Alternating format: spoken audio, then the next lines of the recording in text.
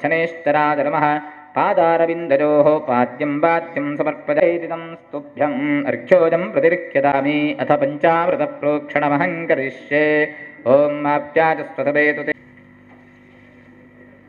आप्याज दधिक्रावण्डो अकारशं जिष्णोर्ष्पस्य वाजिनः सुरभिनो मुखाकरत्प्रण आजूगुं शितार्षत् तमुथोऽधिमधुभत्वार्थिभगुं व्रजः मधुत्यौरस्तु नः पिता मधुमान्दो वनस्पतिर्मधुमार्मस्तु सूर्यः माध्वेर्गावो भवन्तु नः ॐ ताः शर्करा अभवन्तच्छर्कराणागं शर्करत्वं वज्रो वै शर्कराः पशुरग्निर्यच्छर्कराभिरग्निं परिविनोति शर्करास्नानं समर्पयामि गन्धद्वारान्दुरादृशा नित्यपुष्टाङ्गरीषणीम् ईश्वरीकं सर्वभूतानां तामिहो वक्मजे श्रियं गन्धोदकस्नानं समर्पयामि पुष्पावतीः फलीरफला उत अश्वा इव सचित्परेर्मेरुधः पारजिष्णवः पुष्पोदकस्थानं समर्पयामि याः फलिनीर्जा अफला अपुष्पाजाष्टपुष्पिणीः बृहस्पतिप्रसूतास्थानो मञ्चं त्वं हसः फलोदकस्नानं समर्पयामि क्षीरं दधिकृतं चैव मधुशर्करजान्वितं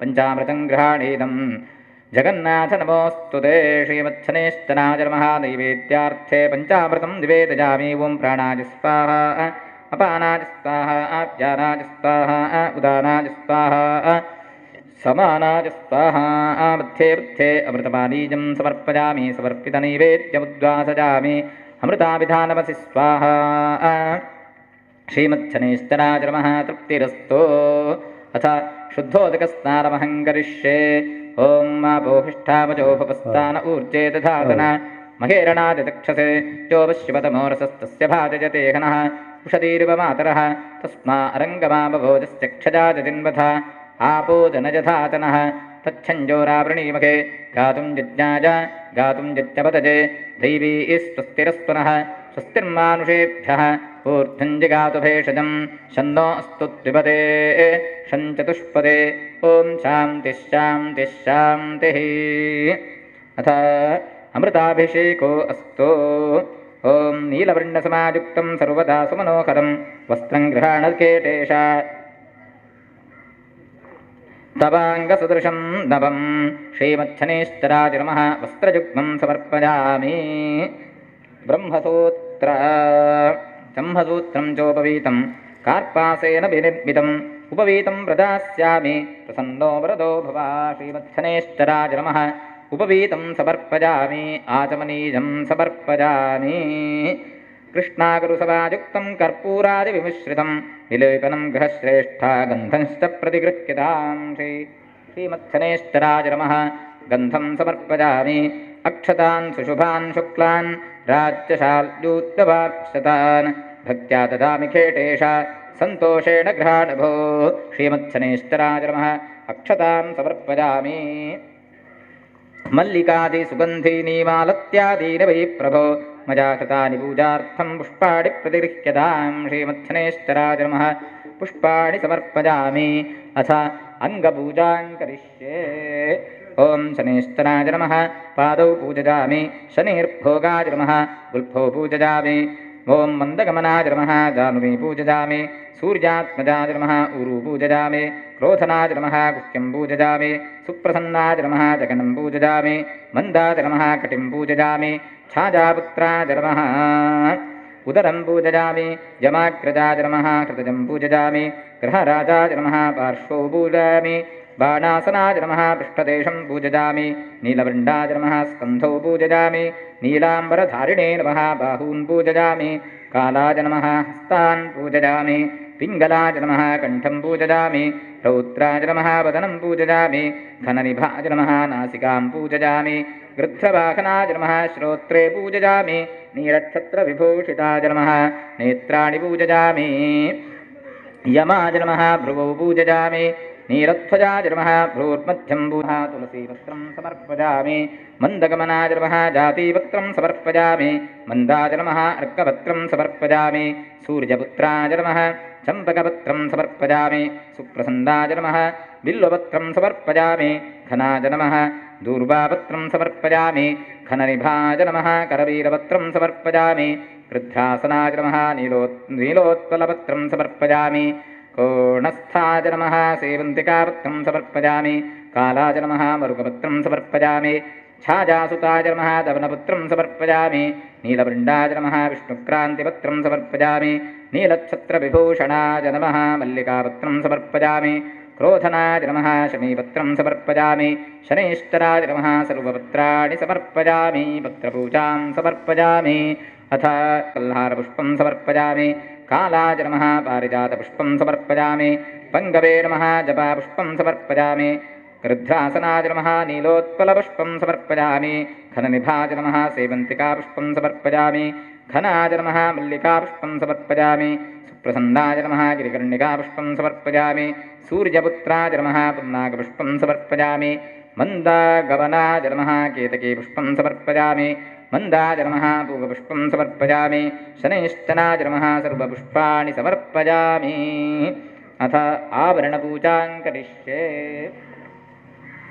ಓಂ ಶವಜ್ಞರಜ್ಞಭಿಃ ಕೃತಜಾಯ ನಮಃ ಕರತ್ ಶಿರಸೇ ನಮಃ ಷನ್ನಸ್ತಪತೋ ಶಿಖಾಜೀ ನಮಃ ಸೂರ್ಜಃ ಕವಚಾಯ ನಮಃ ಶಂಭಾತೋ ವಾತ್ವರಪ ನೇತ್ರಾಭ್ಯಾಂ ನಮಃ ಅಪಸ್ರಥಃ ಅಸ್ತ್ರಾಯ ನಮಃ ಪ್ರಥಮಾಭರಣಪೂಜಾಂ ಸಮರ್ಪಯಾಮಿ ದ್ವಿತೀಯಾಭರಣಪೂಜಾಂ ಕರಿಷ್ಯೆ ಓಂ ದುರ್ಗಾಜೀ ನಮಃ ಗಣಪತಯೇ ನಮಃ ಕ್ಷೇತ್ರಪಾಲಾಯ ನಮಃ ವಾಸ್ತೋಷ್ಪದಯೇ ನಮಃ ತ್ರ್ಯಂಬಕಾಯ ನಮಃ ಅಭಯಂಕರೇಂದ್ರಾಯ ನಮಃ ಶ್ರೀಜೈ ನಮಃ ದ್ವಿತೀಯಾಭರಣಪೂಜಾಂ ಸಮರ್ಪಯಾಮಿ ತೃತೀಯಾಭರಣಪೂಜಾಂ ಕರಿಷ್ಯೆ ಇಂದ್ರಾಯ ನಮಃ ಅಗ್ನಯೇ ನಮಃ ಯಮಾಯ ನಮಃ ನಿವೃತಯೇ ನಮಃ ವರುಣಾಯ ನಮಃ ವಾಯವೇ ನಮಃ ಕುಬೇರಾಯ ನಮಃ ಈಶಾನಾಯ ನಮಃ ತೃತೀಯಾಭರಣಪೂಜಾಂ ಸಮರ್ಪಯಾಮಿ ಚತುರ್ಥಾಭರಣಪೂಜಾಂ ಕರಿಷ್ಯೆ ಬ್ರಾಹ್ಮ್ಯೈ ನಮಃ ಮಾಹೇಶ್ವರ್ಯೈ ನಮಃ ಓಮಾರ್ಯೈ ನಮಃ ವೈಷ್ಣವ್ಯೈ ನಮಃ ವಾರಾಕ್ಯೈ ನಮಃ ನಾರಸಿಂಹೈ ನಮಃ ಚಾಮುಂಡಾಜೈ ನಮಃ ಇಂದ್ರಾಣ್ಯೈ ನಮಃ ಚತುರ್ಥಾಭರಣಪೂಜಾಂ ಸಮರ್ಪಯಾಮಿ ಪಂಚಮಾಭರಣಪೂಜಾಂ ಕರಿಷ್ಯೆ ವಜ್ರಾಯ ನಮಃ ಶಕ್ತೈ ನಮಃ ದಂಡಾಯ ನಮಃ ಖಡ್ಗಾಯ ನಮಃ ಪಾಶಾಯ ನಮಃ ಅಂಕುಶಾಯ ನಮಃ ಗದಾಜೈ ನಮಃ ಶೂಲಾಯ ನಮಃ ಚಕ್ರಾಯ ನಮಃ ಪದ್ಮಾಯ ನಮಃ ಪಂಚಮಾಭರಣಪೂಜಾಂ ಸಮರ್ಪಯಾಮಿ ಅನೇನ ಪಂಚಮಾಭರಣಪೂಜನೇನ ಭಗವಾನ್ ಸರ್ವಾತ್ಮಕಃ ಶ್ರೀಮಚ್ಛನೇಶ್ವರಸ್ವಾಮಿ ತಾನಿ ಧರ್ಮಾಣಿ ಪ್ರಥಮಾಂ ನ್ಯಾಸನ್ ತೇ ಕನಾಕಂ ಮಹಿಮಾನಃ ಸಜಂತೆ ಯತ್ರ ಭೂಪೇ ಸಾಧ್ಯಾಃ ಸಂತಿ ದೇವಾಃ ವಿಶ್ವತಶ್ಚಕ್ಷುರುತ ವಿಶ್ವತೋ ಮುಖೋ ವಿಶ್ವತೋ ಹಸ್ತುತ ವಿಶ್ವತಸ್ತಾತ್ ಸಂಬಾಧಾನ್ ನಮತಿ ಸಂಬತತ್ರೇ ದ್ಯಾವಾ ಪೃಥಿವೀ ಜನಜಂ ದೇವದೇಕಃ ಕರ್ಪೂರದೀಪಂ ಸಮನೋಹರಂ ಪ್ರಭೋ ದದಾಮಿ ತೇ ದೇವವರಪ್ರಸೀದ ಭೋ ಪಾಪಾಂಧಕಾರಂ ತ್ವರಿತಂ ವಿನಾಶಜ ಪ್ರಜ್ಞಾನದೀಪಂ ಮನಸಿಂ ಪ್ರದೀಪಜ ಕರ್ಪೂರಾರ್ತಿಕ್ಯಂ ಸಮರ್ಪಯಾಮಿ ಶ್ರೀಮಚ್ಛನೇಶ್ವರಾಯ ನಮಃ ಶನ್ನೋ ದೇವೀರಭಿಷ್ಟಜ ಆಪೋ ಭವಂತು ಪೀತಜೇ ಸಂಜೋರಭಿಸ್ರವಂತು ನಃ ಶ್ರೀಮಚ್ಛನೇಶ್ವರಾಯ ನಮಃ ಕರ್ಪೂರ ನೀರಾಜನಂ ದರ್ಶಯಾಮಿ ತಾನಿ ತಾನಿ ವಿನಶ್ಯಂತಿ ಪ್ರದಕ್ಷಿಣ ಪದೇ ಪದೇ ಪ್ರದಕ್ಷಿಣಂ ಓಂ ಸೂರ್ಯಪುತ್ರ ನಮಸ್ತೇಸ್ತು ನಮಸ್ತೆ ಕರುಣಾಕರ ಛಾಜಾಪುತ್ರ ನಮಸ್ತೇಸ್ತು ನಮಸ್ತೇಸ್ತು ಶನೇಶ್ಚರ ಇಷ್ಟಜ ಆಪೋ ಭವಂತು ಪೀತಜೇ ಸಂಜೋರ್ಭಿಸ್ರವಂತು ನಃ ಶ್ರೀವತ್ಸನೇಶ್ಚರಾಯ ನಮಃ ಛತ್ರಚಾಮರವ್ಯಜನ ದರ್ಪಣನೃತ್ಯಗೀತವಾದ್ಯ ಸ್ತೋತ್ರಾವಾಹನಾದಿರಾಜೋಪಚಾರ ಪೂಜಾಂ ಸಮರ್ಪಯಾಮಿ ಸುಶೀಲತಲಂ ವಿಶೇಷವಾಗಿ ಕಥಾಶ್ರವಣ ಅಂತ ಹೇಳಿದ್ದಾರೆ. ಯಾಕೆಂತ ಕೇಳಿದರೆ ಕಥೆಯನ್ನು ಕೇಳುವಂತಹದ್ದು ಈ ಕಲಿಯುಗದಲ್ಲಿ ಅತ್ಯಂತ ಮಹತ್ತರವಾದ್ದು ಅಂತ ಹೇಳಿದ್ದಾರೆ. ಹಾಗಾಗಿ ಈ ಶನೇಶ್ವರ ಸ್ವಾಮಿಯ ಕಥೆಯನ್ನು ಯಾರೆಲ್ಲ ಕೇಳ್ತಾರೋ ಅವರ ಎಲ್ಲಕ್ಕೂ ಕಷ್ಟಗಳು ಕೂಡ ನಿವೃತ್ತಿಯಾಗ್ತದೆ ಅಂತ ಹೇಳುವುದನ್ನು ಕೊನೆಯಲ್ಲಿ ಆ ಶ್ಲೋಕದ ಕೊನೆಯಲ್ಲಿ ಕೂಡ ವಿಶೇಷವಾಗಿ ತೋರಿಸ್ತಾರೆ. ಸಂಕಟ ಅಂತ ಹೇಳ್ತಾರೆ. ಸಂಕಟ ಬಂದಾಗ ನಮ್ಮಿಂದ ಏನು ಹೇಳಲಿಕ್ಕೆ ಆಗೋದಿಲ್ಲ, ಎಲ್ಲಿ ನೋವಾಗ್ತದೆ ಎಲ್ಲಿ ಕಷ್ಟ ಆಗ್ತದೆ ಅಂತ ಹೇಳಲಿಕ್ಕೆ ಸಾಧ್ಯವಾಗ್ತಿಲ್ಲ. ಅಂತಹದ್ದಕ್ಕೆ ಸಂಕಟ ಅಂತ ಹೇಳ್ತಾರೆ. ಅಂತಹ ಸಂಕಟವನ್ನು ದೂರೀಕರಿಸುವವನು ವಿಶೇಷವಾಗಿ ಶನೇಶ್ವರ ಅಂತ ಹೇಳ್ತಾರೆ. ಹಾಗಿದ್ರೆ ಈ ಕಥೆಯನ್ನು ಶ್ರವಣ ಮಾಡಬೇಕು ಅಂತ ಹೇಳ್ತಾರೆ. ಶ್ಲೋಕ ರೂಪದಲ್ಲಿ ವಿಶೇಷವಾಗಿ 5 ಅಧ್ಯಾಯ ಕಥೆ ಇದ್ದರೂ ಕೂಡ ಅದನ್ನು ಕಥೆಯನ್ನು ಕೇಳುವುದರಿಂದಾಗಿ ನಮ್ಮಲ್ಲಿರುವಂತಹ ಪಾಪ ದೂರೀಕರಿಸಲ್ಪಡ್ತದೆ ಅಂತ ಹೇಳ್ತಾರೆ. ಯಾಕೆ ಅಂತ ಕೇಳಿದರೆ ಹಿಂದಿನ ಬೇರೆ ಬೇರೆ ಯುಗದಲ್ಲಿ ಪರಮಾತ್ಮನನ್ನು ಪ್ರತ್ಯಕ್ಷವಾಗಿ ಕಾಣಲಿಕ್ಕೆ ಸಾಧ್ಯವಾಗ್ತಿತ್ತು ಅಂತ ನಾವು ಹೇಳ್ತೇವೆ. ತ್ರೇತಾಯುಗ ದ್ವಾಪರ ಯುಗದಲ್ಲೆಲ್ಲ ಭಗವಂತನನ್ನು ಪ್ರತ್ಯಕ್ಷವಾಗಿ ನಮಗೆ ಕಾಣಲಿಕ್ಕೆ ಸಾಧ್ಯವಾಗ್ತಿತ್ತು. ಹಾಗೆ ಸ್ವರ್ಗಾರೋಹಣವನ್ನು ಕೂಡ ಮಾಡಿ ಅಲ್ಲಿ ಯುದ್ಧಗಳಲ್ಲೆಲ್ಲ ಪಾಲ್ಗೊಂಡು ಪುನಃ ಇಲ್ಲಿಗೆ ಭೂಮಿಗೆ ಬರ್ತಿದ್ರು ಅಂತ ಹೇಳುವುದನ್ನು ಕಥೆಯಲ್ಲಿ ನಾವು ಕೇಳಿದ್ದೇವೆ. ಹಾಗಿದ್ದರೆ ಈಗ ಅದನ್ನೆಲ್ಲ ಕೇಳಿದಾಗ ನಮಗೊಂದು ಹಾಸ್ಯಾಸ್ಪದವಾಗ್ತದೆ, ನಗಾಡಲಿಕ್ಕೆ ಬಂದಿತ್ತು. ಯಾಕೆ ಅಂತ ಕೇಳಿದ್ರೆ ಹಿಂದೆ ಸ್ವರ್ಗಕ್ಕೆಲ್ಲ ಹೋದವರು ಪುನಃ ಬರಲಿಕ್ಕೆ ಸಾಧ್ಯ ಉಂಟಾ ಅಂತ ಹೇಳಿ ಒಂದು ವಿಶೇಷವಾದಂತಹ ಒಂದು ನಮ್ಮಲ್ಲಿ ಒಂದು ಜಿಜ್ಞಾಸೆ ಬರಲಿಕ್ಕೆ ಸಾಧ್ಯತೆ ಉಂಟು. ಆದರೆ ಇದು ಕಲಿಯುಗ ಅಂತ ಹೇಳಿದರೆ ಎಲ್ಲದೂ ಕೂಡ ಪ್ರತಿಯೊಂದು ವಸ್ತುವಿಗೂ ಕೂಡ ನಾವು ಪುನಃ ಪ್ರಶ್ನೆಯನ್ನು ಮಾಡುವಂತಹದ್ದು ಆಗ್ತದೆ. ಯಾಕೆ ಅಂತ ಕೇಳಿದರೆ ಕಲಿಯುಗದಲ್ಲಿ ಎಲ್ಲವನ್ನೂ ಕೂಡ ಪ್ರತ್ಯಕ್ಷವಾಗಿ ತೋರಿಸಬೇಕು, ಆದರೆ ಮಾತ್ರ ನಂಬಲಿಕ್ಕೆ ಸಾಧ್ಯವಾಗ್ತದೆ ಅಂತೇಳಿ. ಹಾಗಾಗಿ ಭಗವಂತನನ್ನು ಹಿಂದೆ ಕಂಡಿದ್ದಾರೆ ಅಂತ ಹೇಳಿದರೆ ಹಾಗೆ ಆ ಸಂದರ್ಭದಲ್ಲಿ ಕಂಡಿರಬಹುದು. ಹಾಗಿದ್ದರೆ ಭಗವಂತ ಈ ಭೂಮಿಯಲ್ಲಿ ಇಲ್ವೋ? ಖಂಡಿತವಾಗಿ ಇದ್ದಾನೆ. ಯಾವ ರೀತಿಯಾಗಿದ್ದಾನೆ ಅಂತ ಕೇಳಿದರೆ ನಮ್ಮಿಂದ ಹೇಳಲಿಕ್ಕೆ ಸಾಧ್ಯವಿಲ್ಲ. ಯಾಕೆ ಅಂತ ಕೇಳಿದರೆ ನಾನಾ ರೂಪಧರೋ ಭೂತ್ವ ಸರ್ವೇಷಾಂ ಈಪ್ಸಿತ ಪ್ರತಃ ಅಂತ ಹೇಳಿದ್ದಾರೆ. ಭಗವಂತ ಯಾವ ರೂಪದಲ್ಲಿದ್ದಾನೆ ಅಂತ ಹೇಳಿದರೆ ಬೇರೆ ಬೇರೆ ರೂಪದಲ್ಲಿದ್ದೇವೆ. ನಾವು ಭಗವಂತನನ್ನು ಆರಾಧನೆ ಮಾಡ್ತೇವೆ. ಹಾಗಿದ್ದರೆ ಒಂದೇ ರೂಪದಲ್ಲಿಯೋ ಒಂದೇ ಇದರಲ್ಲಿಯೋ ಬೇರೆ ಬೇರೆ ರೂಪದಲ್ಲಿ ನಾವು ಆರಾಧನೆ ಮಾಡ್ತೇವೆ. ಹಾಗಿದ್ದರೆ ಈ ಬೇರೆ ಬೇರೆ ರೂಪ ಯಾಕೆ ಭಗವಂತನಿಗೆ ಅಂತ ಹೇಳಿ ನಮ್ಮಲ್ಲಿ ಒಂದು ಇದು ಬರ್ಬೋದು, ಜಿಜ್ಞಾಸೆ. ನಮ್ಮ ಸನಾತನ ಧರ್ಮದಲ್ಲಿ ಭಗವಂತನನ್ನು ನಾನಾ ರೂಪದಲ್ಲಿ ಪೂಜಿಸಬೇಕು ಅಂತ ಹೇಳುವುದನ್ನು ತಿಳಿಸಿದ್ದಾರೆ. ಹಾಗಿದ್ದರೆ ನಾನಾ ರೂಪ ಯಾಕೆ ಅಂತ ಹೇಳಿ ನಮಗೆ ಬರುವುದು, ಒಂದೇ ರೂಪದಲ್ಲಿ ಪೂಜಿಸಿದರೆ ಸಾಕಲ್ಲ ಭಗವಂತ, ಅಥವಾ ಒಂದು ಎಲ್ಲದಕ್ಕೂ ಕೂಡ ಜಗನ್ಮಾತೆ, ಹಾಗೆ ಜಗನ್ಮಾತೆಯನ್ನೇ ಪೂಜಿಸಿದರೆ ಸಾಕಲ್ವಾ ಅಂತ ಹೇಳಿ ನಮ್ಮಲ್ಲಿ ಒಂದು ಜಿಜ್ಞಾಸೆ ಬರಬಹುದು. ಹಾಗಿದ್ದರೆ ಭಗವಂತ ಯಾವ ರೂಪದಲ್ಲಿ ಅಂತ ಕೇಳಿದರೆ ಒಂದು ಕರೆಂಟ್ ಇದ್ದ ಹಾಗೆ ಭಗವಂತ. ಕರೆಂಟನ್ನು ನಮ್ಮಿಂದ ಕೈಯಲ್ಲಿ ಹಿಡಿದು ತೋರಿಸಲಿಲ್ಲ ಸಾಧ್ಯ ಉಂಟಾ? ಕರೆಂಟು ಅಲ್ಲಿ ವೈರಲ್ಲಿ ಹೋಗ್ತದೆ, ಅದನ್ನು ಹಿಡಿಲಿಕ್ಕೆ ಹೋದರೆ ನಮ್ಮ ಜೀವವೇ ಹೋದಿತ್ತಷ್ಟು ಹೊರತು ಕರೆಂಟನ್ನು ನಮಗೆ ತೋರಿಸಲಿಕ್ಕೆ ಸಾಧ್ಯವಿಲ್ಲ. ಹಾಗಿದ್ದರೆ ಆ ಕರೆಂಟಿನಿಂದ ನಮಗೆ ಏನೇನು ಪ್ರಯೋಜನಗಳು ಪ್ರಾಪ್ತವಾಗ್ತದೆ ಅದನ್ನು ದೀಪದ ಮೂಲಕವಾಗಿ ಹಾಕಿದರೆ ನಮ್ಮಲ್ಲಿ ಬೆಳಕು ಕಾಣಲಿಕ್ಕೆ ಸಾಧ್ಯವಾಗ್ತದೆ. ಗಾಳಿಯ ರೂಪದಲ್ಲಿ ನೋಡಿದರೆ ಅದು ಗಾಳಿಯಾಗಿ ಪರಿವರ್ತನೆ ಆಗ್ತದೆ. ಇನ್ನು ನೀರಿನ ರೂಪದಲ್ಲಿಯೂ ಕೂಡ ನೀರನ್ನು ಒಂದು ಹೊಂಡದಲ್ಲಿದ್ದರೂ ಕೂಡ ನೀರನ್ನು ಎತ್ತುವಂತಹ ಶಕ್ತಿ ಆ ಕರೆಂಟಿಗಿದೆ. ಹಾಗೆ ಬೇರೆ ಬೇರೆ ರೂಪದಲ್ಲಿ ಕರೆಂಟನ್ನು ನಾವು ಉಪಯೋಗ ಮಾಡ್ತೇವೆ. ಸೆಕೆ ಇದ್ದರೆ ತಂಪು ಮಾಡಿಕೊಳ್ತೇವೆ. ಹಾಗೆ ಆ ರೀತಿಯಾಗಿ ಭಗವಂತ ಅಂದರೆ ಆ ಶಕ್ತಿ ಅಂತ ಹೇಳ್ತಾರೆ. ಪ್ರಪಂಚದಲ್ಲಿ ಒಂದು ಶಕ್ತಿ, ಪ್ರಪಂಚ ಅಂದರೆ 5 ಅಂತ ಹೇಳ್ತಾರೆ. 5 ಯಾವುದೆಲ್ಲ 5 ಅಂತ ಹೇಳಿದರೆ ಪೃಥ್ವಿ, ಭೂಮಿಯನ್ನೇ ದೇವರು ಅಂತ ನಾವು ನಂಬುತ್ತೇವೆ. ಭೂಮಿಯಲ್ಲಿ ಎಂಥ ಕೆಲಸ ಮಾಡ್ತಿದ್ರೂ ಕೂಡ ನಾವು ಭೂದೇವಿಯನ್ನು ಪ್ರಾರ್ಥನೆ ಮಾಡಿಕೊಂಡು ನಾವು ದಿವಸವನ್ನು ಪ್ರಾರಂಭ ಮಾಡ್ತೇವೆ. ಎದ್ದಾಗಲೇ ನಾವು ಭೂಮಿಯನ್ನು ಪ್ರಾರ್ಥನೆ ಮಾಡಿಕೊಳ್ಳುವಂತಹದ್ದು ಮೊದಲು. ಅಂತಹ ಭೂಮಿಯನ್ನೇ ನಾವು ದೇವರಂತ ಕರೆಯುವಂತಹದ್ದು. ಭೂಮಿ ವಿಕೃತಿಯಾದರೆ ಏನಾಗ್ತದೆ? ನಮ್ಮಲ್ಲೆಲ್ಲ ಅಲ್ಲೋಲ ಕಲ್ಲವಾಗ್ತದೆ. ಎಷ್ಟು ಸಂಪತ್ತು ಇದ್ದರೂ ಕೂಡ ಭೂಮಿ ವಿಕೃತಿಯಾದರೆ ಏನಾಗ್ತದೆ? ಮಣ್ಣಿನಡಿಯಲ್ಲೇ ಹೋಗುವಂಥದ್ದು. ಅಂತಹ ಈ ಸಂಪತ್ತು ಕೂಡ ನಮ್ಮಲ್ಲಿ ಒಳಿಬೇಕಿದ್ರೆ ಭೂಮಿಯ ಅನುಗ್ರಹ ಬೇಕು ಅಂತೇಳಿ ಅಂತಹ ಭೂಮಿ ಪ್ರಥಮವಾಗಿ ಆಗ್ತದೆ. ಪೃಥ್ವಿ ಆಪ್ ಅಂತ ಹೇಳ್ತಾರೆ. ಆಪ್ ಅಂದರೆ ನೀರನ್ನು ಆಪ್ ಅಂತೇಳಿ ಸಂಸ್ಕೃತದಲ್ಲಿ ಉಚ್ಚರಿಸುವಂತಹದ್ದು. ನೀರಿಲ್ಲದಿದ್ದರೆ ನಮ್ಮಿಂದ ಈ ಭೂಮಿಯಲ್ಲಿ ಬದುಕಲಿಕ್ಕೆ ಸಾಧ್ಯವಿಲ್ಲ. ಹಾಗಿದ್ದರೆ ನೀರು ಹೆಚ್ಚಿಗೆ ಆದರೆ ಏನಾಗ್ತದೆ? ಅದು ಕೂಡ ತೊಂದರೆ ಆಗುವಂತಹದ್ದು. ನೀರು ಕಡಿಮೆ ಆಗೋದ್ರೂ ಕೂಡ ತೊಂದರೆ ಆಗುವಂತಹದ್ದು. ಹಾಗಿದ್ದರೆ ಇದಕ್ಕೆಲ್ಲ ಅದು ಪ್ರತ್ಯಕ್ಷವಾಗಿ ಕಾಣುವಂತಹ ದೇವರು ವಾಯು. ಹಾಗೆ ವಾಯುವನ್ನು ಹಾಗೂ ನಾವು ನಿತ್ಯ ಜೀವನಕ್ಕೆ ಉಸಿರಾಟಕ್ಕೆ ಬೇಕಾದಷ್ಟು ವಾಯು ನಮ್ಮಲ್ಲಿ ಬೇಕು. ಅದಕ್ಕಿಂತ ಹೆಚ್ಚಾದರೆ ಏನಾಗ್ತದೆ? ಇದರಲ್ಲೆಲ್ಲ ಮರಗಳು ಗಿಡಗಳು ನಾವು ಮನೆಯೋ ಕಟ್ಟಿದಂತಹ ಎಲ್ಲವೂ ಕೂಡ ಬಿದ್ದು ಹೋಗಲಿಕ್ಕೆ ಸಾಧ್ಯತೆ ಉಂಟು. ಹಾಗಿದ್ದರೆ ಈ ಭಗವಂತ ವಾಯುವಲ್ಲಿ ಇದ್ದಾನೆ. ಅದನ್ನು ಕೂಡ ಒಂದು ಕಂಟ್ರೋಲ್ ಮಾಡುವವನು ಆ ಭಗವಂತ ಅಂತ ಹೇಳ್ತಾರೆ. ಹಾಗಿದ್ದರೆ ಈ ಪೃಥ್ವಿ ಅಪ್ಸು ತೇಜು ವಾಯು ರಾಕಾಶ, ಇನ್ನು ಅಗ್ನಿಯಲ್ಲಿಯೂ ಕೂಡ ಭಗವಂತನಿದ್ದಾನೆ. ಅಗ್ನಿ ಅಂತ ಹೇಳುವಂತಹದ್ದು ನಮ್ಮ ಶರೀರದಲ್ಲಿಯೂ ಕೂಡ ಅಗ್ನಿಯ ಉತ್ಪತ್ತಿ ಇದ್ದರೆ ಮಾತ್ರ ನಮ್ಮ ಸರಿಯಾದ ಜೀರ್ಣಕ್ರಿಯೆ ಆಗಲಿಕ್ಕೆ ಸಾಧ್ಯ. ನಮ್ಮ ಶರೀರದಲ್ಲಿ ಹಸಿವಾದಾಗ ಊಟ ಮಾಡಬೇಕಿದ್ದರೂ ಕೂಡ ಜಾಠರಾಗ್ನಿಯಲ್ಲಿ ಹಸಿವೆ ದಗಿಬೇಕು, ಆದರೆ ಮಾತ್ರ ನಮಗೆ ಊಟ ಸೇರ್ತದೆ. ಇಲ್ಲದ್ರೆ ಹಸಿವೆ ಇಲ್ಲದಿದ್ದರೆ ನಮಗೇನು ಬೇಡ, ನಿಶ್ಚಲವಾಗಿ ಹೋಗ್ತೇವೆ. ಹಾಗಿದ್ದರೆ ಅದೂ ಕೂಡ ಅಗ್ನಿ ಶರೀರದಿಂದ ಪ್ರಾರಂಭವಾಗಿ ಈ ಪ್ರಪಂಚದ ಬೆಳಕಿಗೆ ಕಾರಣ ಆದಂತಹ ಸೂರ್ಯನೂ ಕೂಡ ನಮಗೆ ಜ್ಯೋತಿಸ್ವರೂಪನಾಗಿದ್ದಾನೆ. ಹಾಗಿದ್ದರೆ ಅಗ್ನಿ ಅಂದರೆ ಜ್ಯೋತಿ ಅಂತ ಹೇಳ್ತಾರೆ. ಸೂರ್ಯೋ ಜ್ಯೋತಿ. ಜ್ಯೋತಿ ಅಂದರೆ ಏನು ಅಂತ ಹೇಳ್ತೇವೆ. ನಾವೆಲ್ಲ ನಾಡ್ದು ನೋಡಲಿಕ್ಕೆ ಹೋಗ್ತಿದ್ದೇವೆ, ಜ್ಯೋತಿಯನ್ನು ನೋಡಲಿಕ್ಕೆ ಹೋಗ್ತೇವೆ. ಜ್ಯೋತಿ ಅಂತ ಹೇಳಿದರೆ ನಮ್ಮ ಅಂಧಕಾರವನ್ನು ದೂರೀಕರಿಸುವುದು. ಅಂಧಕಾರವನ್ನು ದೂರೀಕರಿಸಿ ನಮ್ಮನ್ನು ಬೆಳಕಿನತ್ತೆ ಕೊಂಡೊಯ್ಯುವುದು. ಬೆಳಕು ಅಂತ ಹೇಳಿದರೆ ಕತ್ತಲು. ಕತ್ತಲು ಅಂದರೆ ನಮಗೆ ಅಂಧಕಾರ. ಅಂಧಕಾರದಲ್ಲಿ ಕಣ್ಣಿಗೆ ಎಷ್ಟು ಚಂದದಾದಂತಹ ಕಣ್ಣಿದ್ರೂ ಕೂಡ ಕಣ್ಣಿಗೆ ಗಟ್ಟಿ ಬಟ್ಟೆ ಕಟ್ಟಿಬಿಟ್ರೆ ಅವನಿಂದ ನಡೆಯಲಿಕ್ಕೆ ಸಾಧ್ಯವಿಲ್ಲ. ಹಾಗಿದ್ದರೆ ಕಣ್ಣಿಲ್ಲದವನಿಗೆ ಪ್ರಪಂಚವನ್ನು ನೋಡಲಿಕ್ಕೆ ಸಾಧ್ಯವಿಲ್ಲ ಅಂತ ಹೇಳ್ತೇವೆ. ಹಾಗಿದ್ದರೆ ಆ ಕಣ್ಣು ಅಂತ ಹೇಳುವಂತಹದ್ದು ಜ್ಯೋತಿ ಸ್ವರೂಪನಾದಂತಹ ಆ ಭಗವಂತನನ್ನು ನೋಡಬೇಕಿದ್ರೆ ಕಣ್ಣು ನಮಗೆ ಬೇಕು. ಹಾಗಿದ್ರೆ ಪ್ರಪಂಚ ಜ್ಯೋತಿಸ್ವರೂಪದಲ್ಲಿಯೂ ಕೂಡ ಪ್ರಪಂಚನಿದ್ದಾನೆ, ಅಗ್ನಿಯಲ್ಲೂ ಇದ್ದಾನೆ. ಇನ್ನು ಆಕಾಶ ಅಂತ ಹೇಳಿದರೆ ನಾವೇನು ಕೈಗೆ ಸಿಕ್ಕುವುದಿಲ್ಲ, ಆಕಾಶ ಏನು ನಮಗೆ ಕೈಗೆ ಸಿಕ್ಕುವುದಿಲ್ಲ. ಹಾಗಿದ್ರೆ ಆಕಾಶವನ್ನು ಪೂಜಿಸುವುದು ಬೇಡ ಅಂತ ಹೇಳಿ ನಾವು ಗ್ರಹಿಸ್ಬೋದು. ಹಾಗಿದ್ರೆ ಆಕಾಶ ಅಂತ ಹೇಳಿದರೆ ಯಾವುದು ಅಂತ ಕೇಳಿದರೆ ನಮ್ಮ ತಲೆಯ ಮೇಲಿಂದ ಏನು ಮೇಲೆ ಇದೆಯೋ ಅದುವೇ ಆಕಾಶ ಅಂತ ಹೇಳ್ತಾರೆ. ಆಕಾಶವು ಕೂಡ ನಮಗೆ ಒಳ್ಳೆ ರೀತಿಯಾದಂತಹ ಮಳೆಯನ್ನು ಬೆಳೆಯನ್ನು ಕೊಡಬೇಕಿದ್ರೆ ಆಕಾಶ ಬೇಕು ಅಂತ ಹೇಳಿದ್ದಾರೆ. ನಾವು ಮಾಡಿದಂತಹ ಯಾವ ಸತ್ಕರ್ಮಗಳಿದೆಯೋ ಅದೆಲ್ಲವೂ ಕೂಡ ನಭೋಮಂಡಲಕ್ಕೆ ಹೋಗಿ ಅಲ್ಲಿಂದ ಉತ್ತಮವಾದಂತಹ ರೀತಿಯಲ್ಲಿ ಮಳೆ ನಮಗೆ ಪ್ರಾಪ್ತವಾದರೆ ಮಾತ್ರ ಈ ಭೂಮಿಯಲ್ಲಿ ನಮಗೆ ಬೇಕಾದಂತಹ ಬೆಳೆ ಭಾಗ್ಯ ಸಿಗಲಿಕ್ಕೆ ಸಾಧ್ಯ.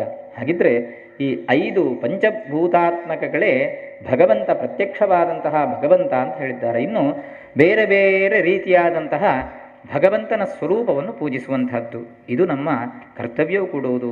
ಯಾಕೆ ಅಂತ ಕೇಳಿದರೆ ನಮಗೆ ಬೇರೆ ಬೇರೆ ಫಲಾಪೇಕ್ಷೆಗಳು ನಮಗೆ ಇದೆ. ಮನುಷ್ಯ ಅಂತ ಹೇಳಿದ ಮೇಲೆ ಒಬ್ಬೊಬ್ಬರಿಗೆ ಒಂದೊಂದು ಆಕಾಶ ಇರ್ತದೆ. ಮನೆಯಾದವರಿಗೆ ಇನ್ನೊಂದು ಮನೆಯ ಮೇಲೆ ಕಟ್ಟಿಬಿಡುವ ಅಂತ ಕಾಣ್ತದೆ, ಒಂದು ಬೈಕ್ ತೆಗೆಯೋದವನಿಗೆ ಇನ್ನೊಂದು ಕಾರು ತೆಗೆಯುವ ಅಂತ ಕಾಣ್ತದೆ, ಒಂದು ವಿದ್ಯಾಭ್ಯಾಸ ಮಾಡಿದರೆ ಒಂದು SLC ಆದ ಕೂಡಲೇ PUC ಮಾಡುವ, ಡಿಗ್ರಿ ಮಾಡುವ, ಅಥವಾ ಇನ್ನೇನೇನು ಮಾಡಿಕೊಳ್ಳುವ ಅಂತ ಹೇಳಿ ಕಾಣುವಂತಹದ್ದು. ಮನುಷ್ಯನ ಅಭಿಲಾಷೆಗಳು ಕೊನೆಗೊಳ್ಳುವುದಿಲ್ಲ. ಅದಕ್ಕಾಗಿ ಮನುಷ್ಯನಿಗೆ ಅತ್ಯಂತ ರೀತಿಯಾದಂತಹ ಅನುಗ್ರಹವನ್ನು, ಬೇರೆ ಬೇರೆ ರೀತಿಯಾದಂತಹ ವಿದ್ಯಾಭ್ಯಾಸವನ್ನು ಮಾಡಬೇಕಿದ್ರೆ ಸರಸ್ವತಿಯನ್ನು ಪೂಜಿಸಬೇಕು ಅಂತ ಹೇಳ್ತಾರೆ. ಯಾಕೆ ಅಂತ ಕೇಳಿದ್ರೆ ನಮ್ಮಲ್ಲಿ ಬೇರೆ ಬೇರೆ ನರಗಳಿದೆ, ಅಥವಾ ನಮ್ಮಲ್ಲಿ ಬೇರೆ ಬೇರೆ ರೀತಿಯಾದಂತಹ ಅಂಗಾಂಗಗಳಿದೆ.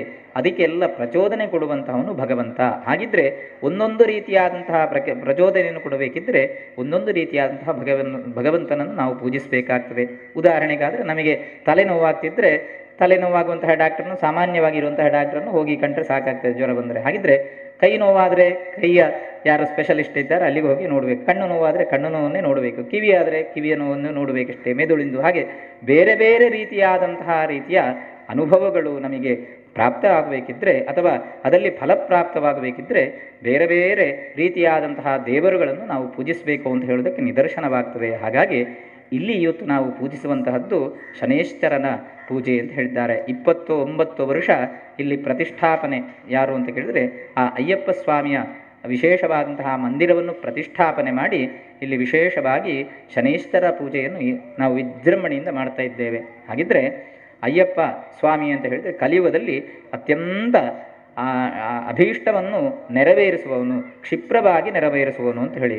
ಯಾಕೆ ಅಂತ ಕೇಳಿದ್ರೆ ಆ ವ್ರತವನ್ನು ಮಾಡಿ ಅಲ್ಲಿ ಹೋಗಿ ಅಯ್ಯಪ್ಪನವನ್ನು ಕಂಡವರಿಗೆ ಅದರ ಅನುಭವವಾಗ್ತದೆ. ಯಾಕೆ ಅಂತ ಕೇಳಿದ್ರೆ ಇಲ್ಲಿಂದ ಎಷ್ಟು ಕಠಿಣವಾಗಿ ರೀತಿಯಾದಂತಹ ಮಾರ್ಗವನ್ನು ನಾವು ಪಡೆದುಕೊಂಡು ಹೋದರೂ ಕೂಡ ಅಲ್ಲಿಗೆ ಆ ಭಗವಂತನನ್ನು ಕಂಡುವಾಗ ಆ ಎಲ್ಲ ಕಷ್ಟಗಳು ಕೂಡ ನೀಗಿ ಹೋಗ್ತದೆ ಅಂತೇಳಿ. ಅದಕ್ಕೆ ವಿಶೇಷವಾಗಿ ಹರಿಹರ ಪುತ್ರ ಅಂತ ಹೇಳ್ತಾರೆ. ಹರಿಹರ ಅಂದರೆ ಈ ಜಗತ್ತಿನಲ್ಲಿ ಪಾಲನೆ ಮಾಡುವವನು, ಲಯವನ್ನು ಮಾಡುವವನು ಅಂತೇಳಿ. ಹಾಗಿದ್ರೆ ನಮ್ಮನ್ನು ಪಾಲಿಸುವವನು ಆ ಹರಿ ಅಂತ ಹೇಳ್ತಾರೆ, ವಿಷ್ಣು. ಅಂತಹ ವಿಷ್ಣು ವಿಶೇಷವಾಗಿ ಈ ಭೂಮಿಯಲ್ಲಿರುವಂತಹ ಪ್ರತಿಯೊಂದು ಚರಾಚರ ವಸ್ತುಗಳನ್ನು ಕೂಡ ತನ್ನ ಒಡಲಲ್ಲಿಟ್ಟುಕೊಂಡು ನಿತ್ಯವೂ ಕೂಡ ಸಂರಕ್ಷಣೆ ಮಾಡ್ತಾನಂತೆ. ಪ್ರಜಾಪಾಲನ ತತ್ಪರಃ ಅಂತ ಹೇಳ್ತಾರೆ. ಹಾಗಿದ್ರೆ ವೇದವು ಕೂಡ ತಿಳಿಸ್ತದೆ, ಅಂತರ್ಬಹಿಷ್ಠರತ್ ಸರ್ವಂ ವ್ಯಾಪ್ಯ ನಾರಾಯಣ ಸ್ಥಿತಃ ಅಂತೇಳಿ. ಹಾಗಿದ್ರೆ ಅಂತಃಗರ್ಭದಲ್ಲಿರುವಂತಹ ಪ್ರತಿಯೊಂದು ಜೀವ ಜರಾಚರಗಳನ್ನು ಕೂಡ ಮಹಾವಿಷ್ಣು ನಿತ್ಯವೂ ಕೂಡ ನಮ್ಮನ್ನು ಪೂಜಿಸ್ತಾನಂತೆ. ಇಲ್ಲಿಯೂ ಕೂಡ ಸಮೀಪದಲ್ಲಿ ಮಹಾವಿಷ್ಣು ಎತ್ತರದಲ್ಲಿದ್ದು ಕೂಡ ನಮ್ಮನ್ನೆಲ್ಲ ನಿತ್ಯವೂ ಕೂಡ ರಕ್ಷಣೆ ಮಾಡ್ತಾ ಇರ್ತಾರೆ. ಹಾಗಿದ್ರೆ ನಾವು ಗ್ರಹಿಸ್ತೇವೇನು? ಎಲ್ಲ ನಮಗೊಂದಿಷ್ಟು ಸಂಪತ್ತು ಬಂದಾಗ ನಾವು ಗ್ರಹಿಸ್ತೇವೆ, ನಾವು ನಮ್ಮ ಮಕ್ಕಳನ್ನು ನೋಡಿದ್ದೇವೆ, ಪುಳ್ಯಕ್ಕಳನ್ನು ನೋಡಿದ್ದೇವೆ, ಅಥವಾ ಮನೆಯನ್ನು ಕಟ್ಟಿದ್ದೇವೆ, ಕಾರನ್ನು ತೆಗೆದಿದ್ದೇವೆ, ಸಂಪತ್ತನ್ನು ಕೊಟ್ಟಿದ್ದೇವೆ, ಜಾಗ ತೆಗೆದಿದ್ದೇವೆ, ಎಲ್ಲ ನಾವುಗಳನ್ನು ಹೇಳ್ತೇವೆ. ಹಾಗಿದ್ರೆ ಅದಕ್ಕೆಲ್ಲ ಕಾರಣ ಯಾರು ಅಂತ ಹೇಳಿದ್ರೆ ಭಗವಂತನ ಅನುಗ್ರಹವಿದ್ದರೆ ಮಾತ್ರ ಅದು ನಡೀಲಿಕ್ಕೆ ಸಾಧ್ಯ.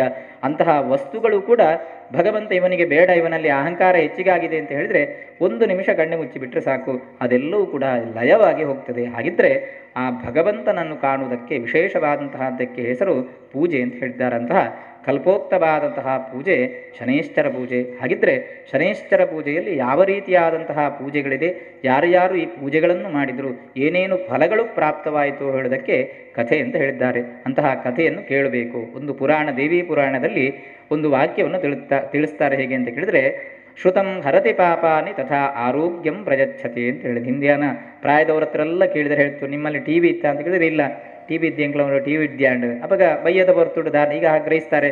ಟಿ ವಿ ಇಲ್ಲ ಇದ್ದರೆ ಏನು ಮಾಡ್ತಿದ್ರಪ್ಪ, ಮೊಬೈಲ್ ಇಲ್ಲ ಇದ್ದರೆ ಏನು ಮಾಡ್ತಿದ್ರು ಈ ಸಂಜೆ ಹೊತ್ತಲ್ಲಿ ಅಂತ ಹೇಳಿ ಒಂದು ವಿಚಾರ ಬರ್ತಿತ್ತು. ಯಾಕೆಂತ ಹೇಳಿದರೆ ನಮಗೆ ಒಂದು ನಿಮಿಷದಲ್ಲಿ ಆ ಮೊಬೈಲ್ನ ಚಾರ್ಜ್ ಮುಗಿದರೆ ತಲೆ ಬಿಸಿ ಆಗ್ತದೆ, ಇನ್ನು ಏನು ಮಾಡುವುದು, ಇನ್ನೇನು ಯಾರ್ದು ಫೋನ್ ಬರ್ತದಾ ಇಲ್ವಾ ಅಂತೇಳಿ. ಹಾಗಿದ್ರೆ ಇದು ಇಲ್ಲದಂತಹ ಪ್ರಪಂಚ ಇಲ್ವಾ ಅಂತ ಕೇಳಿದರೆ ಖಂಡಿತವಾಗಿತ್ತು. ಆವಾಗ ಭಗವಂತನ ಆರಾಧನೆ ಹೆಚ್ಚಿತ್ತು.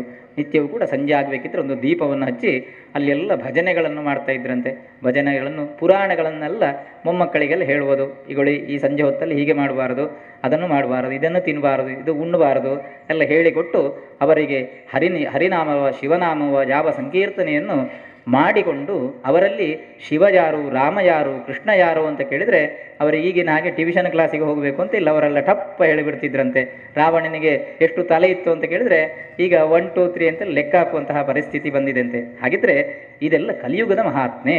ಹಾಗಿದ್ರೆ ನಾವು ವಿಜ್ಞಾನದಲ್ಲಿ ಮುಂದುವರೆದಿದ್ದೇವೆ ಅಂತ ತಿಳ್ಕೊಳ್ತೇವೆ. ಏನು ಕೇಳಿದ್ರೆ ಅಲ್ಲಿಲ್ಲ ಟೀಚರು ಮಾಸ್ಟರ್ ಇರ್ಬೋದು, ಆದರೂ ಕೂಡ ಹೇಳುವಂಥದ್ದು ವಿಜ್ಞಾನದಲ್ಲಿ ಮುಂದುವರೆದಿದ್ದೇವೆ ಅಂತ ಹೇಳಿ ನಾವು ಹೇಳಿಬಿಡ್ತೇವೆ. ಹಾಗಿದ್ರೆ ಈ ಪುರಾಣವನ್ನೆಲ್ಲ ನಾವು ಮರೆತುಕೊಂಡು ಹೋಗ್ತೇವೆ. ಹಾಗಿದ್ರೆ ಈ ಪುರಾಣ ಯಾಕೆ ಉತ್ಪತ್ತಿ ಆಯಿತು ಅಂತ ಕೇಳಿದರೆ, ವೇದಗಳು 4 ರಚನೆಯಾದವಾಗ ವೇದ ಕಾಲದಲ್ಲಿ ಯಾವ ರೀತಿಯಾಗಿ ಸೂಚಿಸ್ತಾರೆ ಅದನ್ನೆಲ್ಲ ನಡೀಲಿಕ್ಕೆ ಸಾಧ್ಯವಾಗ್ತಿತ್ತು. ವೇದವನ್ನು ಅರ್ಥೈಸುವಷ್ಟು ಸಂಸ್ಕೃತದ ಅಧ್ಯಯನ ನಮ್ಮಲ್ಲಿತ್ತು. ಆದರೆ ಅದು ಕುಂಠಿತವಾದವಾಗ ಅದನ್ನು 18 ಪುರಾಣವಾಗಿ ರಚನೆ ಮಾಡಿದನಂತೆ.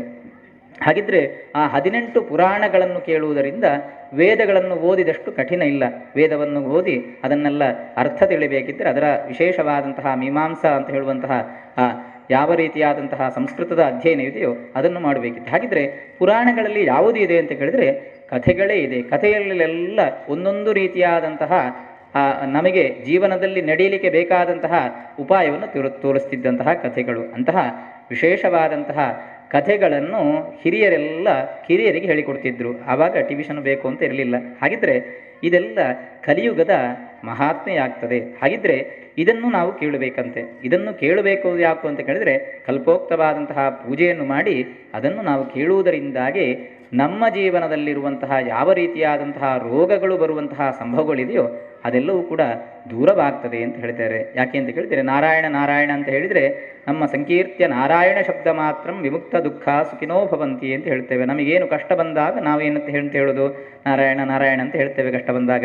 ಕಷ್ಟ ಹೋದಾಗ ನಾರಾಯಣ ಅಲ್ಲ ಬೇರೆ ಒಂದು ಅಂತ ಹೇಳಿಬಿಡ್ತೇವೆ ನಾವು. ಆದರೂ ಕೂಡ ಆ ಕಷ್ಟ ಬಂದಾವಾಗ, ಸಂಕಟ ಬಂದಾಗ ವೆಂಕಟರಮಣ ಅಂತ ಹೇಳುವಂತಹದ್ದು ಒಂದು ನಮ್ಮಲ್ಲಿ ಮಾತುಗಳಿದೆ. ಆದರೂ ಕೂಡ ಕಷ್ಟ ಬಂದಾವಾಗ ಭಗವಂತನನ್ನೇ ಸ್ಮರಣೆ ಮಾಡಬೇಕಂತೆ. ಹಾಗಿದ್ರೆ ಆ ಕಷ್ಟದಿಂದ ನಮ್ಮನ್ನು ಸಂರಕ್ಷಿಸ್ತಾನೆ ಅಂತೇಳಿ. ಅಂತಕ್ಕೆ ಶ್ರುತಂ ಹರತಿ ಪಾಪಾನಿ. ಹಾಗಿದ್ರೆ ಪಾಪವು ದೂರೀಕರಿಸಬೇಕಿದ್ರೆ ಭಗವಂತನ ಸ್ಮರಣೆ ಮಾಡಬೇಕು. ಯಾಕೆ ಪಾಪವನ್ನೇ ದೂರೀಕರಿಸಬೇಕು ಅಂತ ಹೇಳಿ ಒಂದು ವಿಚಾರ ಬರುವುದು. ನಾವೇನೇನು ಪಾಪ ಮಾಡಲಿಲ್ಲಪ್ಪ, ನಾನು ಆದಷ್ಟು ಒಳ್ಳೆಯದಲ್ಲಿ ಮಾಡಿದ್ದೇನೆ, ಸಾಮಾನ್ಯ ನಾನು 24 ಗಂಟೆಯಲ್ಲಿ ಒಂದು 12-18 ಗಂಟೆ ಮಲ್ಕೊಂಡಿದ್ದೇನೆ, ಮತ್ತೇನು ಪಾಪ ಮಾಡಿದ್ದೇವೆ ಅಂತ ಹೇಳಿ ನಮ್ಮಲ್ಲೊಂದು ಜಿಜ್ಞಾಸೆ ಬರ್ಬೋದು. ಹಾಗಿದ್ರೆ ಪಾಪಗಳು ಮನುಷ್ಯನಿಗೆ ಈ ಜನ್ಮದಲ್ಲಿ ಅಲ್ಲ, ಈ ಮನುಷ್ಯ ಜನ್ಮ ಪ್ರಾಪ್ತವಾಗಬೇಕಿದ್ರೆ ಬೇರೆ ಬೇರೆ ಜನ್ಮಗಳು ನಮಗೆ ಕಳೆದು ಹೋಗಿದೆ. ಏನೇನು ಜನ್ಮಗಳಿತ್ತು ಅಂತ ಹೇಳಿದರೆ ನಮ್ಮಿಂದ ಹೇಳಲಿಕ್ಕೆ ಕೂಡ ಸಾಧ್ಯವಿಲ್ಲ. ಹಾಗಿದ್ರೆ ಈ ಮನುಷ್ಯ ಜನ್ಮದಲ್ಲಿ ನಾವು ಪುಣ್ಯವನ್ನು ಪಡಿಬೇಕು. ಯಾಕೆ ಪುಣ್ಯವನ್ನು ಪಡೆಯಬೇಕು ಅಂತ ಹೇಳಿದರೆ ಜಂತೂನಾಂ ನರಜನ್ಮ ದುರ್ಲಭಂ ಅಂತ ಹೇಳಿದ್ದಾರೆ. ಮನುಷ್ಯ ಜನ್ಮ ಅಂತ ಹೇಳುವಂಥದ್ದು ಅತ್ಯಂತ ಪವಿತ್ರವಾದಂತಹ ಜನ್ಮ.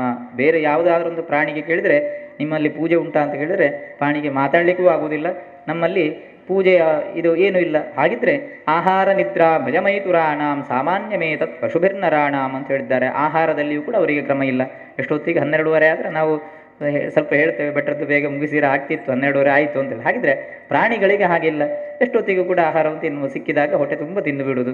ಆಮೇಲೆ ಸಿಕ್ಕದಿದ್ದರೆ ಏನು ಮಾಡೋದು, ತಿಂದಂಥ ಆಹಾರವನ್ನೇ ಪುನಃ ಜಗಿಯುವಂತಹ ಪದ್ಧತಿಗಳು ಇದರಲ್ಲಿ ಕ್ರಮದಲ್ಲಿ ಇದೆ. ಹಾಗಿದ್ರೆ ನಿದ್ರೆಯಲ್ಲಿ ಕೂಡ ಹಾಗೆ ಮನುಷ್ಯನಿಗೆ ನಿದ್ರೆ ಒಂದು ನಿಮಿಷವಾದಂತಹ ರಾತ್ರಿ ಅಂತ ಹೇಳುವಂತಹದ್ದು ನಿದ್ರೆಗೆ ಮೀಸಲಾಗಿ ಇಟ್ಟಿದ್ದಾನೆ ಮನುಷ್ಯ. ಈಗೆಲ್ಲ ವ್ಯತ್ಯಾಸ ಆಗಿದೆ. ಹಗಲು ಮತ್ತು ರಾತ್ರಿಯ ಕೆಲಸಗಳು ಬೇರೆ ಬೇರೆ ಇದಿದೆ. ಆದರೂ ಕೂಡ ಒಂದು ಹೊತ್ತು ವಿಶ್ರಾಮಕ್ಕಾಗಿ ಇಟ್ಟಂತಹದ್ದು. ಒಂದು ವೇಳೆ ರಾತ್ರಿಯ ಕೆಲಸ ಇದ್ದರೆ ಹಗಲನ್ನು ಉಪಯೋಗ ಮಾಡುವುದು. ಹಾಗಿದ್ರೆ ಒಂದು ನಿದ್ರೆಯಲ್ಲಿ ಕೂಡ ಕ್ರಮವನ್ನು ಇಟ್ಟಿದ್ದಾನೆ. ಹಾಗೆ ಭಯದಲ್ಲಿ ಕೂಡ ಮನುಷ್ಯನಿಗೊಂದು ಕ್ರಮವನ್ನು ಇಟ್ಟಿದ್ದಾನೆ. ಭಯ ಎಷ್ಟು ದೊಡ್ಡ ಪ್ರಾಣಿಯಾದರೂ ಕೂಡ ಅದನ್ನು ಬೇಕಾದ ಹಾಗೆ ಪಳಗಿಸುವಂತಹ ಶಕ್ತಿ ಮನುಷ್ಯನಿಗಿದೆ. ಹಾಗೆ ಭಯದಲ್ಲಿಯೂ ಹಾಗೆ ಸಂತತಿಗಳಲ್ಲಿಯೂ ಕೂಡ ಮನುಷ್ಯನಿಗೆ ಕ್ರಮ ಇದೆ. ಅದರಲ್ಲಿ ಕೂಡ ಒಂದು ನಿಯಮಗಳಿದೆ. ಇಂಥ ಅವರ ಮಕ್ಕಳು, ಅವರ ಅಜ್ಜ, ಹೀಗೆ ಒಂದು ನಿಯಮಗಳನ್ನು ಇಟ್ಟುಕೊಂಡಿದ್ದಾನೆ. ಇದೆಲ್ಲದಲ್ಲಿ ಕೂಡ ನಿಯಮ ಇಟ್ಟುಕೊಂಡಂತಹ ಮನುಷ್ಯನಿಗೆ ಇಷ್ಟೊಂದು ಶ್ರೇಷ್ಠವಾದಂತಹ ಸ್ಥಾನವನ್ನು ಪ್ರಪಂಚದಲ್ಲಿ ಕೊಟ್ಟಿದ್ದಾರೆ ಮನುಷ್ಯರಿಗೆ. ಹಾಗೆಯೇ ಮನುಷ್ಯನಿಗೆ ಕೆಲವೊಂದು ಜವಾಬ್ದಾರಿಯನ್ನು ಕೊಟ್ಟಿದ್ದಾರೆ. ಈ ಪೂಜೆಗಳನ್ನು, ಯಜ್ಞಗಳನ್ನು, ದಾನಗಳನ್ನು, ನಿತ್ಯ ದೇವತಾರಾಧನೆಯನ್ನು ಮಾಡುವಂತಹ ಕ್ರಮಗಳನ್ನು ಮನುಷ್ಯನಿಗೆ ಮಾಂತ ವಿಹಿತವಾದಂತಹ ಕ್ರಮಗಳು. ಇದನ್ನು ಮಾಡಲೇಬೇಕು ಅಂತ ಹೇಳುವಂತಹದ್ದು. ಇದನ್ನು ಮಾಡಲಿಕ್ಕೆ ಇರದೆ ನಾನು ಮಾಡುವುದಿಲ್ಲ ಅಂತ ಹೇಳುವಂತ ಇಲ್ಲಂತೆ. ಯಾಕಂತ ಹೇಳಿದ್ರೆ ಅದನ್ನು ಮಾಡಲೇಬೇಕಾದಂತಹ ಕ್ರಿಯೆಗಳು. ಯಾಕೆ ಮಾಡಬೇಕು ಅಂತ ಹೇಳಿ ಪ್ರಶ್ನೆ ಮಾಡುವಾಗೂ ಇಲ್ಲ, ಮಾಡಿಕೊಂಡು ಇರುವಂಥದ್ದು ಪರಂಪರೆಯಾಗಿ, ಅವಿಚ್ಛಿನ್ನ ಪರಂಪರೆಯಾಗಿ ಅವರವರ ಗುಣಕ್ಕೆ ಅಥವಾ ವರ್ಣಕ್ಕೆ ಅನುಸಾರವಾಗಿ ಬೇಕಾದ ರೀತಿಯಂತಹ ಪೂಜೆಗಳನ್ನು, ದೇವತಾ ಸ್ಮರಣೆಗಳನ್ನು ಮಾಡುವಂತಹದ್ದು ಪದ್ಧತಿ ಅಂತ ಹೇಳಿದ್ದಾರೆ. ಹಾಗಿದ್ದರೆ ಕಲಿಯುಗದಲ್ಲಿ ಅತ್ಯಂತ ಮಹತ್ತರವಾದಂತಹ ಶನೈಶ್ಚರನ ಪೂಜೆಯನ್ನು ಎಲ್ಲರೂ ಸೇರಿಕೊಂಡು ಈ ಸ್ಥಳದಲ್ಲಿ ಮಾಡ್ತಾ ಇದ್ದೇವೆ. ಯಾಕೆ ಅಂತ ಕೇಳಿದರೆ, ಎಲ್ಲರೂ ಸೇರಿ ಮಾಡಿದಂತಹ ಜಾಗದಲ್ಲಿ ಒಂದು ವಿಶೇಷವಾದಂತಹ ಶಕ್ತಿ ಉತ್ಪತ್ತಿ ಆಗ್ತದೆ ಅಂತ ಹೇಳಿದ್ದಾರೆ. ಅಂತಹ ಶಕ್ತಿ ಈ ಸ್ಥಳದಲ್ಲಿ 29 ವರ್ಷದಿಂದ ಈ ಸ್ಥಳದಲ್ಲಿ ನಾವು ಅಯ್ಯಪ್ಪ ಸ್ವಾಮಿಯನ್ನು ವಿಶೇಷವಾಗಿ ಪೂಜೆ ಮಾಡ್ತಾ ಇದ್ದೇವೆ. ಹಾಗೆಯೇ ಈ ಸ್ಥಳದಲ್ಲಿ ಶನೈಶ್ಚರ ಸ್ವಾಮಿಯ ಶನಿಕಥೆಯನ್ನು ಕೂಡ ಹಲವು ವರ್ಷಗಳಿಂದ ಭಕ್ತಿಯಿಂದ ಆಚರಣೆ ಮಾಡಿಕೊಂಡು ಬರ್ತಾ ಇದ್ದೇವೆ. ಹಾಗಿದ್ದರೆ ಈ ಪೂಜೆಗಳಲ್ಲಿ ಯಾವುದು ವಿಶೇಷ ಅಂತ ಕೇಳಿದರೆ, ಪ್ರಥಮವಾಗಿ ನಾವು ಇಲ್ಲಿ ಗುರು ಮತ್ತು ಗಣಪತಿಯನ್ನು ಪೂಜೆ ಮಾಡಿಕೊಂಡಿದ್ದೇವೆ. ಯಾಕೆ ಅಂತ ಕೇಳಿದರೆ, ಗುರು ನಮ್ಮ ಎಲ್ಲ ಅಂಧಕಾರವನ್ನು ದೂರೀಕರಿಸಿ ನಮಗೆ ಮಾರ್ಗದರ್ಶನವನ್ನು ಕೊಡುವನಂತೆ. ಗೋವಿಂದ ಅಂದರೆ ಭಗವಂತ ಅಂತ. ಭಗವಂತನನ್ನು ಎದುರು ನಿಲ್ಲಿಸಿದರೆ ನೀನು ಯಾರಿಗೆ ಪ್ರಣಾಮ ಮಾಡ್ತೀಯ ಅಂತ ಕೇಳಿದರೆ, ನಾನು ಗುರುಗಳಿಗೆ ಮೊದಲು ಪ್ರಣಾಮ ಮಾಡ್ತಾನೆ ಅಂತ ಹೇಳಿದನಂತೆ. ಯಾಕೆ ಅಂತ ಕೇಳಿದ್ರಂತೆ, ಅಷ್ಟೊತ್ತಿಗೆ ಆ ಗುರುವನ್ನು ತೋರಿಸಿಕೊಟ್ಟವನೇ, ಅದು ಭಗವಂತನನ್ನು ತೋರಿಸಿಕೊಟ್ಟವನೇ ಗುರು. ಅಂತಹ ಆ ಗುರುವನ್ನು ನಾನು ಮೊದಲು ವಂದಿಸ್ತೇನೆ ಅಂತ. ಹಾಗಾಗಿ ಮೊದಲಿಗೆ ಗುರುವನ್ನು ಸ್ಮರಣೆ ಮಾಡಿಕೊಂಡು, ಗುರು ಸ್ಥಾನವನ್ನು ಸ್ಮರಣೆ ಮಾಡಿಕೊಂಡು ಪೂಜೆಯನ್ನು ಪ್ರಾರಂಭ ಮಾಡಿಕೊಂಡಿದ್ದೆ. ಇನ್ನು ವಿಘ್ನಹರ್ತನಾದಂತಹ ಗಣಪತಿಯನ್ನು ಕೂಡ ಭಕ್ತಿಯಿಂದ ಆಚರಣೆ ಮಾಡಿಕೊಂಡಿದ್ದೇವೆ. ಹಾಗೆ ವಿಘ್ನಹರ್ತನಾದಂತಹ ಭಗವಂತನಾದಂತಹ ಗಣಪತಿಯನ್ನು ಆರಾಧನೆ ಮಾಡುವುದರಿಂದಾಗಿ ಕಲಿಯುಗದಲ್ಲಿ ತ್ವಮೇವ ಸರ್ವಂ ಕಲ್ವಿದಂ ಬ್ರಹ್ಮಾತ್ಮ ಅಂತ ಹೇಳಿದರೆ, ಈ ಕಲಿಯುಗದಲ್ಲಿ ಭಗವಂತನಾದಂತಹ ಗಣಪತಿಯನ್ನು ಸ್ಮರಣೆ ಮಾಡುವುದರಿಂದಾಗಿ ನಮ್ಮ ಎಲ್ಲ ಕಾರ್ಯಗಳು ಕೂಡ ಕ್ಷಿಪ್ರವಾಗಿ ನೆರವೇರುತ್ತದೆ. ಈಗ ನಮಗೆ ಆಗುವುದು ಹೇಗೆ ಮನುಷ್ಯನಿಗೆ ಅಂತ ಕೇಳಿದ್ರೆ, ಬೇಕಾವುಡು ಕಾರ್ಯಕ್ರಮ ಬೇಕಾವುಡು ಅಂತೇಳಿ ಎಲ್ಲ ಕೆಲಸಗಳು ಬೇಗ ಬೇಗ ಆಗಬೇಕು. ಹಾಗೆ ಅಂತಹ ಗಣಪತಿ ಅದಕ್ಕೆ ಅತ್ಯಂತ ಶ್ರೇಷ್ಠಂತೆ. ಹಾಗಾಗಿ ಯಾಕೆ ಅಂತ ಕೇಳಿದರೆ, ಅವ ಎಲ್ಲ ದೇವರಿಗೂ ಕೂಡ ಅಧಿಪತಿ. ಗಣಾನಾಂ ಅಧಿಪತಿ ಅಂತ ಹೇಳಿದ್ದಾರೆ. ಗಣಪತಿ ಅಂತ ಹೇಳಿದರೆ ಎಲ್ಲ ದೇವರಿಗೂ ಕೂಡ ಅಧಿಪತಿ ಅವನು. ಹಾಗಾಗಿ ಅವನೇ ನೆರವೇರಿಸುವಂತಹದ್ದು. ಅಂತಹ ಆ ಗಣಪತಿಯನ್ನು ಇಲ್ಲಿ ವಿಶೇಷ ಪೂಜೆ ಮಾಡಿಕೊಂಡದ್ದು. ಇನ್ನು ವಿಶೇಷವಾಗಿ ಕಲಶ ಮಧ್ಯದಲ್ಲಿ ಆ ಶನೈಶ್ಚರನ್ನು ಪೂಜೆ ಮಾಡಿಕೊಂಡಿದ್ದೇವೆ. ಆದಿತ್ಯಾದಿ ನವಗ್ರಹಗಳ ಸೇವಿತ ಅಂತ ಹೇಳ್ತೇವೆ. 9 ಗ್ರಹಗಳನ್ನು ಕೂಡ ಪೂಜಿಸುವಂತಹದ್ದು. ಈ ಪ್ರಪಂಚದಲ್ಲಿ ಕಲಿಯುಗದಲ್ಲಿ ಗ್ರಹಗಳೇ ಅತ್ಯಂತ ಶ್ರೇಷ್ಠರು ಅಂತ ಹೇಳಿದ್ದಾರೆ. ಯಾಕೆ ಅಂತ ಹೇಳಿದ್ರೆ, ಭಗವಂತನನ್ನು ಪ್ರತ್ಯಕ್ಷವಾಗಿ ಎದುರು ಬಂದರೂ ಕೂಡ ನಾವು ನಂಬಲಿಕ್ಕೆ ಸಾಧ್ಯವಿಲ್ಲ. ಹಾಗಿದ್ರೆ ಗ್ರಹಗಳು ಆದಿತ್ಯನಿಂದ ಶುರು ಮಾಡಿ ನಮಗೆ ಸೂರ್ಯೋದಯ ಆಗದಿದ್ದರೆ ನಮಗೆ ಇದಾಗ್ತದೆ. ಈ ಕೆಲವೊಮ್ಮೆ ಹೇಳಲಿಕ್ಕೂ ಕೂಡ ಮನಸ್ಸಾಗೋದಿಲ್ಲ. ಆದರೆ ಸೂರ್ಯನಾಗಿ ಬರದಿದ್ದರೆ ನಮಗೆ ತಲೆ ಬಿಸಿ ಆಗಲಿಕ್ಕೆ ಶುರು ಆಗ್ತದೆ. ಬಟ್ಟೆ ಎಲ್ಲ ಬಾಕಿಯಾಗಿದೆ, ಒಣಗಲಿಲ್ಲ, ಶೀತ ಇಲ್ಲ, ಏನೇನು ಪ್ರಾಪ್ತವಾಗಿದೆ ಅಂತ ಹೇಳುವ ಹಾಗೆ ನಮಗೆ ಆಗ್ತದೆ. ಸೂರ್ಯನು ಕೂಡ ಹಾಗೆ, ಚಂದ್ರನು ಪ್ರತ್ಯಕ್ಷವಾದಂತಹ ದೇವರು. ಹಾಗೆ ಆ 9 ಗ್ರಹಗಳು, ಸೂರ್ಯ, ಚಂದ್ರ, ಮಂಗಳ, ಬುಧ, ಗುರು, ಶುಕ್ರ, ಶನಿ, ರಾಹು, ಕೇತು ಅಂತ ಹೇಳಿ 9 ಗ್ರಹಗಳನ್ನು ಕೂಡ ಇಲ್ಲಿ ವಿಶೇಷವಾಗಿ ಪೂಜೆಯನ್ನು ಮಾಡುವಂತಹದ್ದು. ಅಷ್ಟದಳದಲ್ಲಿ ಮಧ್ಯದಲ್ಲಿ ರಚನೆ ಮಾಡಿ ಒಂದೊಂದು ಗ್ರಹಕ್ಕೂ ಕೂಡ ಒಂದೊಂದು ಫಲಗಳನ್ನು ಕೂಡ ತಿಳಿಸಿದ್ದಾರೆ. ಆದಿತ್ಯನನ್ನು ಪೂಜೆ ಮಾಡುವುದರಿಂದಾಗಿ ನಮಗೆಲ್ಲ ಒಳ್ಳೆಯ ಭಾಗ್ಯ ಪ್ರಾಪ್ತವಾಗ್ತದೆ. ಯಾವುದು ಭಾಗ್ಯ ಅಂತ ಕೇಳಿದರೆ ನಾವು ಗ್ರಹಿಸ್ತೇವೆ, ಒಂದು ಲೋಡ್ ಸಂಪತ್ತು ಸಿಕ್ಕಿದರೆ ನಮಗೆ ಭಾಗ್ಯ ಅಂತ ಗ್ರಹಿಸ್ತೇವೆ. ಆದರೆ ಭಾಗ್ಯ ಯಾವುದು ಅಂತ ಕೇಳಿದರೆ ಆರೋಗ್ಯವೇ ಭಾಗ್ಯ ಅಂತ ಹೇಳ್ತಾರೆ. ಹಿರಿಯರ ಹತ್ರ ಯಾರ ಹತ್ರ ಕೇಳಿದ್ರೆ ಹೇಳ್ತಾರೆ, ಯಾವುದು ಭಾಗ್ಯ ಅಂತ ಕೇಳಿದರೆ, ಹಿಂಗೆ ಎಡ್ಡೆ ಸೌಖ್ಯಟುಂಡು, BP ಇದ್ದಿ, ಶುಗರ್ ಇದ್ದಿ, ದಾಳ ಇದ್ದಿ, ಒಣಸು ಗಟ್ಟಿಟ್ಟು ಮಾಡ್ಬೇಕು, ಎಡ್ಡೆ ರೀತಿಯ ಜಪ್ಪೆ, ಇಂದೇ ಭಾಗ್ಯ ಅಂತ ಹೇಳ್ತಾರೆ. ಅಂತಹ ಆ ಭಾಗ್ಯಗಳು ನಮಗೆ ಪ್ರಾಪ್ತವಾಗಬೇಕಿದ್ದರೆ ಸೂರ್ಯನೇ ನಮಗೆ ದೇವರಂತೆ. ಅಂತಹ ಸೂರ್ಯನನ್ನು ನಿತ್ಯ ಪೂಜಿಸಬೇಕು. ಸೂರ್ಯ ನಮಸ್ಕಾರಗಳನ್ನು, ಸೂರ್ಯನಿಗೆ ಬೇಕಾದಂತಹ ರೀತಿಯ ಪ್ರಾರ್ಥನೆಗಳನ್ನು ಮಾಡುವುದರಿಂದಾಗಿ ನಮ್ಮ ಶರೀರದಲ್ಲಿ ವಾತ, ಪಿತ್ತ, ಕಫಗಳನ್ನೆಲ್ಲ ಬೇಕಾದ ರೀತಿಯಲ್ಲಿ ಸಮತೋಲನಲ್ಲಿ ಕೊಂಡೊಯ್ಯವನು ಸೂರ್ಯದೇವರು ಅಂತ ಹೇಳ್ತಾರೆ. ಅವನು ಶಿವನ ಅಂಶ ಅಂತ ಹೇಳ್ತಾರೆ. ಅಂತಹ ಆ ಸೂರ್ಯನನ್ನು ಪೂಜಿಸುವುದರಿಂದಾಗಿ ನಮಗೆ ಬೇಕಾದಂತಹ ಭಾಗ್ಯಗಳು ಪ್ರಾಪ್ತವಾಗ್ತದೆ ಅಂತೇಳಿ. ಇನ್ನು ಚಂದ್ರನನ್ನು ಪೂಜಿಸುವುದರಿಂದಾಗಿ ನಮಗೆ ಮನಃಕಾರಕ ಅಂತ ಹೇಳಿದ್ದಾರೆ. ಮನಸ್ಸನ್ನೆಲ್ಲ ಹತೋಟಿಯಲ್ಲಿ ಇಡುವವನು. ಹಾಗೆ ತಂಪು ಶರೀರದಕ್ಕೆ ಏನು ಸೆಖೆಗಳು ಅಥವಾ ನಮ್ಮಲ್ಲಿ ಏನು ಉಷ್ಣವಾದಂತಹ ರೀತಿಯಿಂದ ಪಿತ್ತಗಳಿಂದ ಬರುವಂತಹ ಯಾವುದೇ ರೀತಿಯಾದಂತಹ ತೊಂದರೆಗಳಿದೆಯೋ ಅದನ್ನು ಸಮತೋಲನ ಮಾಡುವವನು ಚಂದ್ರ ಅಂತ ಹೇಳ್ತಾರೆ. ಹಾಗೆ ಚಂದ್ರನು ವಿಶೇಷವಾಗಿ ಜಲಕಾರಕನೂ ಹೌದು. ಭೂಮಿಯಲ್ಲಿ ಸಸ್ಯ ಸಂಕುಲಗಳನ್ನೆಲ್ಲ ಬೆಳೆಸುವವನು ಚಂದ್ರ ಅಂತ ಹೇಳ್ತಾರೆ. ಅಂತಹ ಮನಃಕಾರಕ, ಮನಸ್ಸಿಲ್ಲದಿದ್ದರೆ ಯಾವ ಮಾರ್ಗವೂ ನಮಗೆ ಪ್ರಾಪ್ತವಾಗುವುದಿಲ್ಲ. ಹಾಗಿದ್ದರೆ ಚಂದ್ರನ ಆರಾಧನೆ ಅತಿ ಪ್ರಮುಖ. ಅಂತಹ ಚಂದ್ರನನ್ನು ಪೂಜೆ ಮಾಡುವಂತಹದ್ದು. ಇನ್ನು ಶುಕ್ರನನ್ನು ಪೂಜೆ ಮಾಡುವಂತಹದ್ದು. ಶುಕ್ಲ ಅಂದರೆ ಮಂಗಲಕಾರಕ ಅಂತ ಹೇಳಿ. ಮಂಗಳ ಅಂತ ಹೇಳಿದರೆ ಯಾವ ಕಾರ್ಯದಲ್ಲಿಯೂ ಕೂಡ ಒಳ್ಳೆಯ ರೀತಿಯಲ್ಲಿ ಪರಿಪೂರ್ಣವಾಗದಿದ್ದರೆ ಆ ಕಾರ್ಯಕ್ಕೆ ಫಲಪ್ರಾಪ್ತವಾಗುವುದಿಲ್ಲ. ಹಾಗೆ ಎಲ್ಲ ರೀತಿಯಾದಂತಹ ಮಂಗಳವನ್ನು ಕೊಡುವವನು ಆ ಕುಜಗ್ರಹ ಅಂತ ಹೇಳ್ತಾರೆ. ಇನ್ನು ನಮ್ಮ ಶರೀರದಲ್ಲಿ ರಕ್ತ ಮಾಂಸ ಇದನ್ನೆಲ್ಲ ಬೇಕಾದಾಗೆ ಹತೋಟಿಯಲ್ಲಿ ಇಡುವವನು ಕೂಡ ಅಂಗಾರಕ ಕುಜ ಅಂತ ಹೇಳ್ತಾರೆ. ಇನ್ನು ಬುಧನು ನಮಗೆ ಜ್ಞಾನಶಕ್ತಿಯನ್ನು ಕೊಡುವವನು. ಅವನ ಸ್ವರೂಪವೇ ಹಾಗೆ, ಬಾಣದ ಸ್ವರೂಪವನದ್ದು. ಹಾಗೆ ತೀಕ್ಷ್ಣವಾದಂತಹದ್ದು ಅಂತ ಹೇಳ್ತಾರೆ. ಬುದ್ಧಿ ಅಂದರೆ ತೀಕ್ಷ್ಣವಾಗಿರಬೇಕು, ಮಂದವಾಗಿರ್ಬೋದು. ಒಂದು ಹೇಳಿದರೆ ಒಂದು ಅರ್ಧ ಗಂಟೆ ಕಳೆದ ಮೇಲೆ ಅದಕ್ಕೆ ಕೆಲಸ ಮಾಡುವುದಲ್ಲ. ಏನು ಹೇಳಿದ್ರಿ ಅಂತ ಹೇಳಿದರೆ ಅದು ಅರ್ಥ ಬರಬೇಕು. ಅಷ್ಟು ಚುರುಕಾಗಿರುವಂತಹ ಬುದ್ಧಿಯನ್ನು ಕೊಡುವವನೇ ಬುಧ ಅಂತ ಹೇಳ್ತಾರೆ. ಪ್ರಾಜ್ಞ, ಒಳ್ಳೆಯ ಪ್ರಾಜ್ಞರಾಗಬೇಕಿದ್ರೆ ಬುಧನ ಇದು ಬೇಕು. ಒಳ್ಳೆಯ ವಕೀಲರಾಗಬೇಕಿದ್ರೆ ಬುಧನ ಅನುಗ್ರಹ ಬೇಕು. ಒಳ್ಳೆಯ ಮಾತುಗಾರ ಆಗಬೇಕಿದ್ರೆ ಬುಧನ ಅನುಗ್ರಹ ಬೇಕು ಅಂತ ಹೇಳ್ತಾರೆ. ಅಂತಹ ಬುಧನನ್ನು ಪೂಜಿಸುವಂತಹದ್ದು. ಇನ್ನು ಬೃಹಸ್ಪತಿ ಅಂತ ಹೇಳಿದರೆ ನಮಗೆಲ್ಲ ಗೊತ್ತುಂಟು, ಮಲಯಾಳದಲ್ಲಿ ಒಂದು ಮಾತಿದೆ, ಗುರು ಇಲ್ಲ ಅಂದರೆ ಒಂದು ಇಲ್ಲ ಅಂತ ಹೇಳಿ. ಹಾಗೆ ಎಲ್ಲ ಗ್ರಹಗಳು ಕೂಡ ಅನುಕೂಲವಾಗಿದ್ದರೆ, ಗುರುವಿನ ಅನುಕೂಲ ಇಲ್ಲದಿದ್ದರೆ ಯಾವ ಕೆಲಸವಾಗಲಿಕ್ಕೆ ಸಾಧ್ಯ ಇಲ್ಲ. ಒಂದು ಮನೆ ಆಗಲಿಕ್ಕಿಲ್ಲ, ಒಂದು ಮದುವೆ ಆಗಲಿಕ್ಕಿಲ್ಲ, ಏನು ಕೂಡ ಆಗಬೇಕಿದ್ದರೂ ಗುರುವಿನ ಅನುಕೂಲ ಬೇಕು. ಹಾಗೆ ಎಲ್ಲ ಗ್ರಹಗಳು ಅನುಕೂಲ ಇದ್ದರೂ ಕೂಡ ಗುರುವಿನ ಅನುಕೂಲ ಇದ್ದರೆ ಅದೆಲ್ಲ ನೆರವೇರಿ ಸಿಗ್ತದೆ ಅಂತೇಳಿ. ಹಾಗೆ ಗುರುವಿನನ್ನು ವಿಶೇಷವಾಗಿ ಪೂಜಿಸುವಂಥದ್ದು. ಇನ್ನು ಶುಕ್ರನನ್ನು ಪೂಜಿಸುವುದರಿಂದಾಗಿ ನಮಗೆ ಬೇಕಾದಂತಹ ಕಾಮನೆಗಳು ಏನೇನು ಕಾಲಕಾಲಕ್ಕೆ ನಮಗೆ ಏನೇನು ಒದಗಬೇಕೋ ಅದನ್ನೆಲ್ಲ ತರಿಸಿಕೊಡುವವನು ಶುಕ್ರ ಅಂತ ಹೇಳ್ತಾರೆ. ಅವನಿಗೆ ಏನು ಶುಕ್ರದೇಶ ಅಂತ ಹೇಳ್ತೇವೆ. ಅಂತಹ ಆ ಶುಕ್ರನನ್ನು ಅನುಗ್ರಹಕ್ಕೋಸ್ಕರವಾಗಿ ಪೂಜಿಸುವಂತಹದ್ದು. ಇನ್ನು ಶನೇಶ್ವರನ ಪೂಜೆ, ಶನಿಯನ್ನು ಪೂಜಿಸುವುದರಿಂದಾಗಿ ನಮ್ಮಲ್ಲಿರುವಂತಹ ಎಲ್ಲ ಪಾಪಗಳು ಕೂಡ ದೂರೀಕರಿಸ್ತದೆ. ಶನಿ ಅಂತ ಹೇಳಿದರೆ ನಮ್ಮ ಪಾಪ ಸೂಚಕ ಗ್ರಹ ಅಂತ ಹೇಳ್ತಾರೆ. ಪಾಪಗಳು ಅಂತ ಹೇಳಿದರೆ ಪೂರ್ವ ಜನ್ಮದಲ್ಲಿರ್ಬೋದು, ಈ ಜನ್ಮದಲ್ಲಿರ್ಬೋದು. ಆ ಜನ್ಮದಲ್ಲಿ ಬಂದಂತಹ ಯಾವುದೇ ಪಾಪ ಇದ್ದರೂ ಕೂಡ ನಮ್ಮನ್ನು ಕಷ್ಟಗಳನ್ನು ಕೊಟ್ಟು ಅದನ್ನು ಆ ಪಾಪವನ್ನು ನಿರ್ಮೂಲನೆ ಮಾಡುವವನು ಶನಿಗ್ರಹ ಅಂತ ಹೇಳ್ತಾರೆ. ಅಂತಹ ಶನಿಯಿಂದಾಗಿ ನಮಗೆ ಉತ್ತಮವಾದಂತಹ ದೇಹಕ್ಕೆ ಬೇಕಾದಂತಹ ಏನು ಶಕ್ತಿ ಪುಷ್ಟಿ ಇದೆಯೋ ಅದನ್ನು ಶನಿ ಕೊಡ್ತಾನೆ ಅಂತೇಳಿ. ಅಂತಹ ಆ ರಾಹುವನ್ನು ಪೂಜಿಸುವಂತಹದ್ದು. ಇನ್ನು ರಾಹುವನ್ನು ಪೂಜಿಸುವುದರಿಂದರೆ ನಮಗೆ ವಿಶೇಷವಾಗಿ ಸಂತತಿದಾಯಕ ಅಂತ ಹೇಳ್ತಾರೆ. ಒಳ್ಳೆಯ ಸಂತತಿಗಳನ್ನು, ಒಳ್ಳೆಯದಾದಂತಹ ಅನುಗ್ರಹವನ್ನು, ಸರ್ಪ ದೋಷಗಳನ್ನೆಲ್ಲ ನಿವೃತ್ತಿ ಮಾಡುವವನು ರಾಹು ಅಂತೇಳಿ. ಇನ್ನು ಕೇತುವನ್ನು ಪೂಜಿಸುವುದರಿಂದಾಗಿ ನಮಗೆ ಬೇಕಾದಂತಹ ಪ್ರಪಂಚದಲ್ಲಿ ಅಥವಾ ಗೌರವವಾದಂತಹ ಸ್ಥಾನಮಾನವನ್ನು ಕೊಡುವವನೇ ಕೇತು. ಅವನ ಸಂಕೇತವು ಕೂಡ ಧ್ವಜ ಅಂತ ಹೇಳ್ತಾರೆ. ಧ್ವಜ ಅಂದರೆ ನಮ್ಮ ಒಂದು ವಿಶೇಷವಾಗಿ ನಮ್ಮ ಒಂದು ಗುರುತಿನ ಸಂಕೇತವೂ ಕೂಡ ಹೌದು. ಹಾಗೆ ಪ್ರಪಂಚದಲ್ಲಿ ಒಳ್ಳೆಯ ಸ್ಥಾನಮಾನವನ್ನು ಕೊಡುವವನು ಕೇತು. ಅಂತಹ 9 ಗ್ರಹಗಳನ್ನು ಕೂಡ ಇಲ್ಲಿ ವಿಶೇಷವಾಗಿ ಪೂಜಿಸುವಂಥದ್ದು. ಇನ್ನು ಮಧ್ಯದಲ್ಲಿ ಶನೇಶ್ವರ ಸ್ವಾಮಿಯ ಕಲ್ಪೋಕ್ತವಾದಂತಹ ಪೂಜೆಯನ್ನು ಮಾಡಿದ್ದೇವೆ. ಯಾಕೆ ಅಂತ ಕೇಳಿದರೆ ವಿಶೇಷವಾಗಿ ಶನಿ ಗ್ರಹನು ಈ ಕಲಿಯುಗದಲ್ಲಿ ಅತ್ಯಂತ ಮಹತ್ತರವಾಗಿ ಪೂಜಿಸುವವನು ಅಂತ ಹೇಳಿದ್ದಾರೆ. ಯಾಕೆ ಅಂತ ಕೇಳಿದರೆ ಈ ಶನಿ ಸೂರ್ಯನ ಪುತ್ರ ಅಂತ ಹೇಳಿದ್ದಾರೆ. ಸೂರ್ಯ ತನ್ನ ತಂದೆ. ಅಂತಹ ಸೂರ್ಯನಿಗೆ ಹುಟ್ಟಿದಂತಹ ಶನಿಯು ಅವನ ಇನ್ನೊಬ್ಬ ತಮ್ಮ ಯಾರು ಅಂತ ಕೇಳಿದ್ರೆ ಯಮ.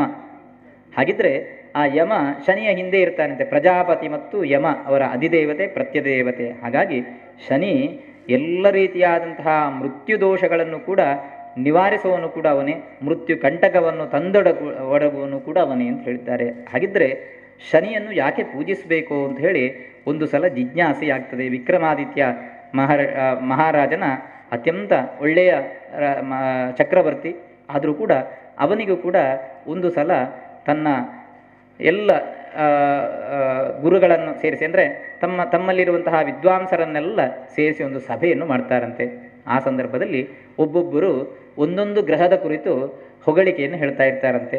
ಹಾಗಿದ್ರೆ ಈ ಒಂದೊಂದು ಹೊಗಳಿಕೆಯನ್ನು ಹೇಳುವಂತಹ ಕಾಲದಲ್ಲಿ ಎಲ್ಲರೂ ಹೇಳ್ತಾರೆ, ಆದಿತ್ಯನನ್ನು ಪೂಜಿಸಬೇಕು, ಇಂತಹ ಭಾಗ್ಯಗಳು ಪ್ರಾಪ್ತಿಯಾಗ್ತದೆ, ಇಂತಹ ಎಲ್ಲ ಫ್ರೀ ಆಗ್ತದೆ ಇತ್ಯಾದಿಗಳೆಲ್ಲ ಹೇಳ್ತಾ ಇದ್ದರೂ ಕೂಡ ಇನ್ನೊಬ್ಬರು ಚಂದ್ರನನ್ನು ಹೇಳಿದರು, ಬುಧನನ್ನು ಹೇಳಿದರು, ಗುರುವನ್ನು ಹೇಳಿದರು. ಎಲ್ಲದ ಹೇಳಿದಾಗ ಅದರಲ್ಲಿ ಒಬ್ಬರು ಮಾತ್ರ ಎದ್ದು ನಿಂತುಕೊಂಡು ಹೇಳ್ತಾರಂತೆ, ಶನಿಗ್ರಹನೇ ಈ ಪ್ರಪಂಚದಲ್ಲಿ ಅತ್ಯಂತ ಶ್ರೇಷ್ಠ ಅಂತ ಹೇಳ್ತಾರಂತೆ. ಹಾಗಿದ್ರೆ ಯಾಕೆ ಶ್ರೇಷ್ಠ ಅಂತ ಕೇಳಿದ್ರಂತೆ. ಆವಾಗ ಶನಿ ಹುಟ್ಟಿದಂತಹ ಸಂದರ್ಭದಲ್ಲಿ ತನ್ನ ತಂದೆಯಾದಂತಹ ಸೂರ್ಯನಿಗೆ ಆಪತ್ತನ್ನು ಕೊಟ್ಟ. ಸೂರ್ಯ ಹತ್ತಿರಕ್ಕೆ ಯಾರೂ ಹೋಗಲಿಕ್ಕೆ ಆಗುವುದಿಲ್ಲ. ಹೋದವರು ಕೂಡ ಆಂಜನೇಯ ಮಹಾ ಸಾಹಸವಂತನಾದಂತಹ ಆಂಜನೇಯನ ಸ್ವಾಮಿಗೂ ಕೂಡ ಸೂರ್ಯನ ಹತ್ತಿರಕ್ಕೆ ಹೋಗಲಿಕ್ಕೆ ಸಾಧ್ಯವಾಗಲಿಲ್ಲ. ಅಂತಹ ಸೂರ್ಯನಿಗೆ ಆಪತ್ತು ಬಂತು. ಯಾವ ರೀತಿಯಾಗಿ ಅಂತ ಕೇಳಿದರೆ, ತನ್ನ ಹೆಂಡತಿಯಾದಂತಹ ಛಾಯಾದೇವಿಯಿಂದ ಉತ್ಪತ್ತಿಯಾದಂತಹ ಶನಿ ನಿಜವಾಗಿ ತನ್ನ ಹೆಂಡತಿಗೆ ಸೂರ್ಯನ ಹತ್ತಿರಕ್ಕೆ ಹೋಗಲಿಕ್ಕೆ ಸಾಧ್ಯವಾಗಲಿಲ್ಲ. ಆವಾಗ ಏನು ಮಾಡಿದ್ಲು ಅಂತ ಕೇಳಿದರೆ, ತಾನು ಒಂದು ಛಾಯಾ ಅಂದರೆ ತನ್ನ ಪ್ರತಿಸ್ವರೂಪನ ಬೆಳಕೆ ಒಂದು ನೆರಳು ಅಂತ ಹೇಳುವಂಥದ್ದಿಲ್ವ, ಅಂತಹ ರೀತಿಯಾದಂತಹ ಒಂದು ಸುಂದರಿಯಾದಂತಹ ಯುವತಿಯನ್ನು ಉತ್ಪತ್ತಿ ಮಾಡಿ ಸೂರ್ಯನ ಹತ್ರ ಕಳಿಸಿಕೊಟ್ಟು ಆಮೇಲೆ ಅದರಿಂದ ಉತ್ಪತ್ತಿಯಾದವನು ಶನಿ ಅಂತ ಹೇಳ್ತಾರೆ. ಇದನ್ನು ತಿಳಿದಂತಹ ಸೂರ್ಯನಿಗೂ ಕೂಡ ಅತ್ಯಂತ ಕೋಪಯುಕ್ತನಾಗ್ತಾನೆ.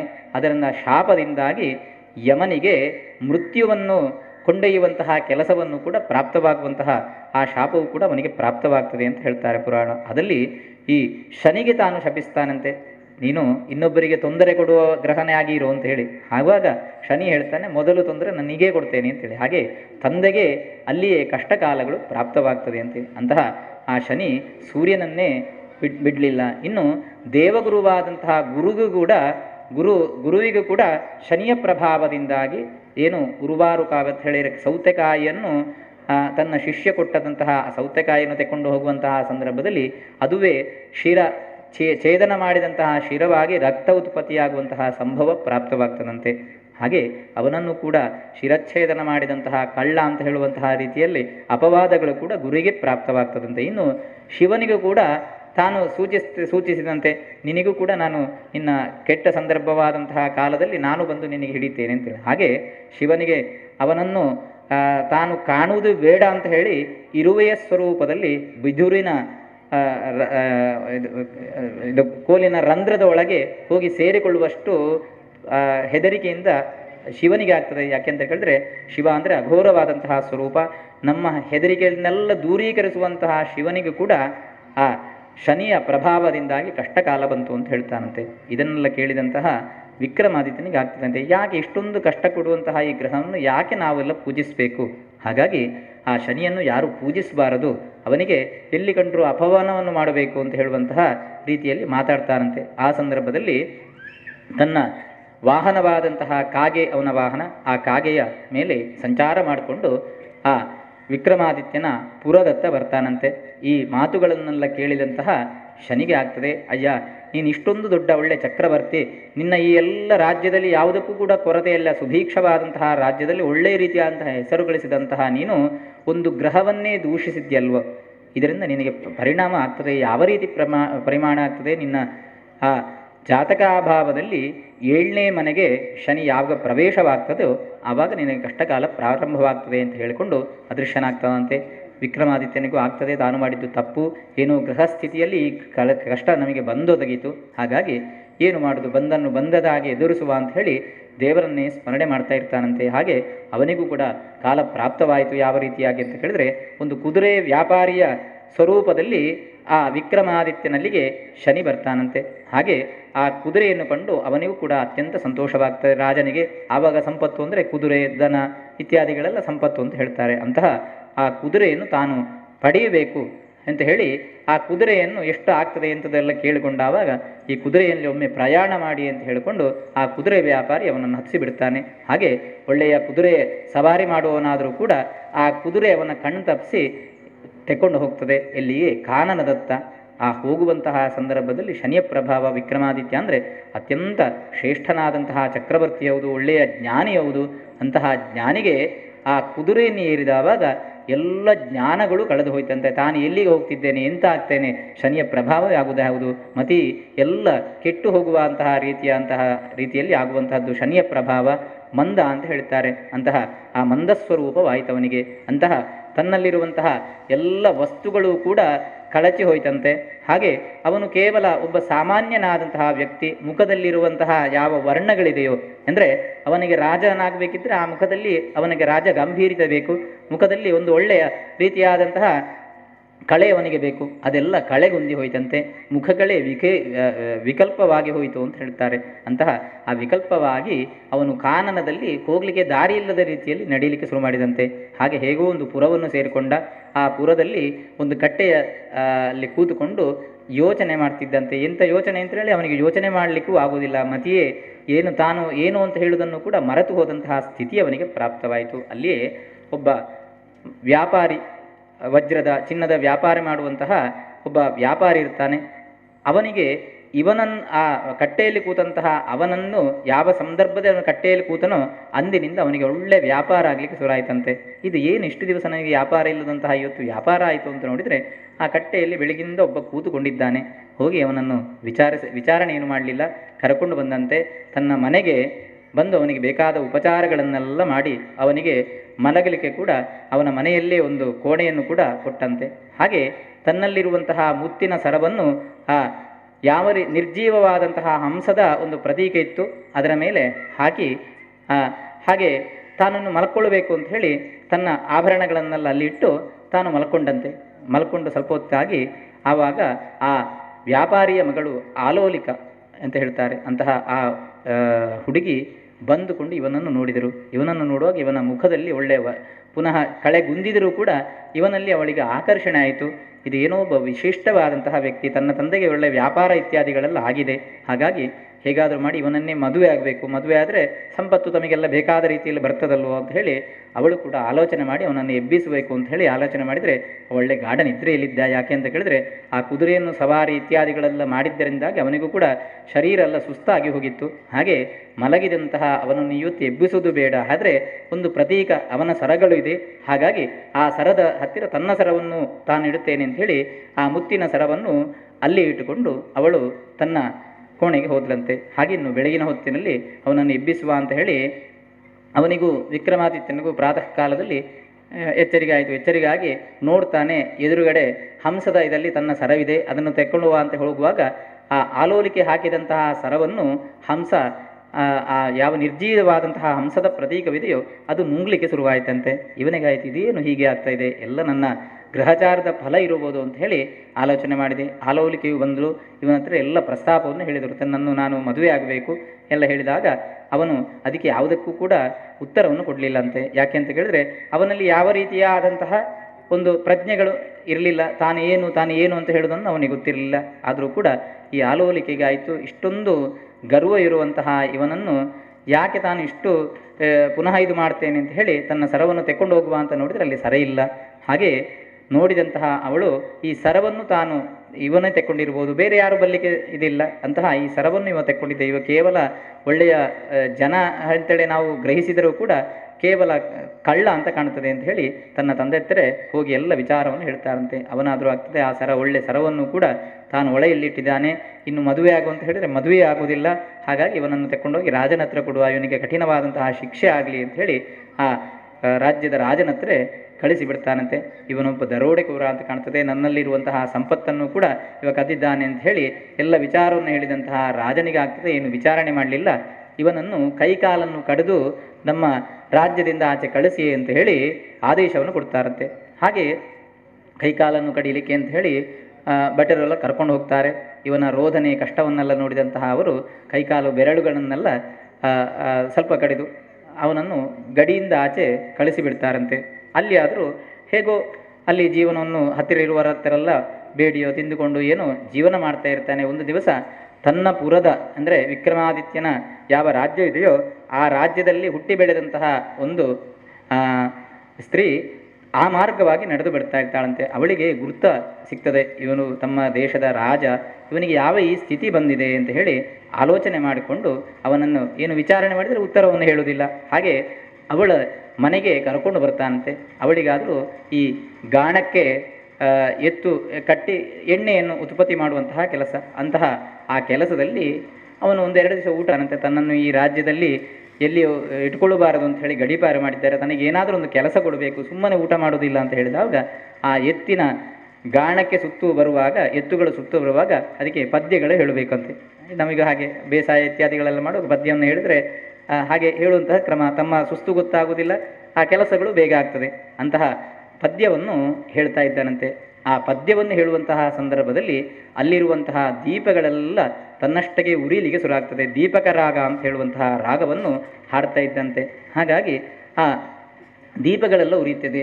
ಅರಮನೆಯಲ್ಲಿಯೂ ಕೂಡ ನಂದಿ ಹೋದಂತಹ ದೀಪಗಳು ಉರಿಯಲಿಕ್ಕೆ ಶುರು ಆಗ್ತದಂತೆ. ಇದೇನು ಈ ರಾಜ್ಯದಲ್ಲಿ ಇಷ್ಟೊಂದು ಕೆಲಸಗಳಾಗ್ತಾ ಇದೆ, ಯಾರು ಇದಕ್ಕೆ ಕಾರಣ ಅಂತ ಹೇಳಿ ಆ ರಾಜನ ಮಗಳು ಅಲ್ಲಿ ಏನು ತೀರ್ಮಾನ ಮಾಡ್ತಾಳಂತೆ, ಈ ದೀಪಕ ರಾಗ ಯಾರು ಹಾಡಿ ದೀಪವನ್ನು ಉರಿಸಿದ್ದಾರೆ ಇವನು ಸಾಮಾನ್ಯದ ವ್ಯಕ್ತಿ ಆಗಿರಲಿಲ್ಲ, ಇವನನ್ನು ತಾನು ಕಂಡು ಹಿಡಿದು ಮದುವೆ ಆಗಬೇಕು ಅಂತ ಹೇಳಿ ತೀರ್ಮಾನ ಮಾಡ್ತಾಳಂತೆ. ಹಾಗೆ ಭಟರನ್ನೆಲ್ಲ ಕಳಿಸಿ ಎಲ್ಲ ಕಡೆ ಹುಡುಕಿಸಿದಾಗ ಈ ಗಾಣದ ಸುತ್ತು ಬರುವಂತಹ ಯಾವ ರೀತಿಯಾದಂತಹ ಗಾಣ ಸುತ್ತು ಬರುವಾಗ ಈ ಪದ್ಯವನ್ನು ಹೇಳ್ತಾನೆ ಅಂಥವನು ಈ ವಿಕ್ರಮಾದಿತ್ಯ ಕೈಕಾಲುಗಳಿಲ್ಲ, ಅವನನ್ನು ಕರ್ಕೊಂಡು ಬರ್ತಾರಂತೆ. ರಾಜನಿಗಾದರೂ ತುಂಬ ಕೋಪ ಬರ್ತದೆ. ಏನು ಅಂತ ಕೇಳಿದರೆ, ಕಠಿಣವಾದಂತಹ ಶಿಕ್ಷೆಯನ್ನು ಕೊಡಿ ಅಂತ ಹೇಳಿ ಕಳಿಸಿದರೂ ಕೂಡ ಇವನ ಕೈಕಾಲುಗಳು ಮಾತ್ರ ಇದೆ, ಆದರೂ ಕೂಡ ಇವನು ಮತ್ತು ಇಲ್ಲಿ ಇದ್ದುಕೊಂಡು ನಮ್ಮ ಪುರಕ್ಕೆ ನನ್ನ ಮಗಳಿಗೂ ಕೂಡ ತೊಂದರೆ ಪ್ರಾಪ್ತವಾಗ್ತದೆ, ಹಾಗಾಗಿ ಇವನನ್ನು ವಿಚಾರಣೆ ಮಾಡಿಬಿಡಿ, ಹೋಗಿ ಶಿರಶ್ಛೇದ ಮಾಡಿಬಿಡಿ ಅಂತ ಹೇಳಿ ಭಟರ ಹತ್ರ ಹೇಳಿಬಿಡ್ತಾರಂತೆ. ಹಾಗೆ ಪುನಃ ಕಾಡಿಗೆ ಕರ್ಕೊಂಡು ಬರ್ತಾರೆ. ವಿಕ್ರಮಾದಿತ್ಯನಿಗೆ ಅತ್ಯಂತ ಕಠಿಣವಾದಂತಹ ಕಷ್ಟಗಳು ಕೂಡ ಪ್ರಾಪ್ತವಾಗಿದೆ.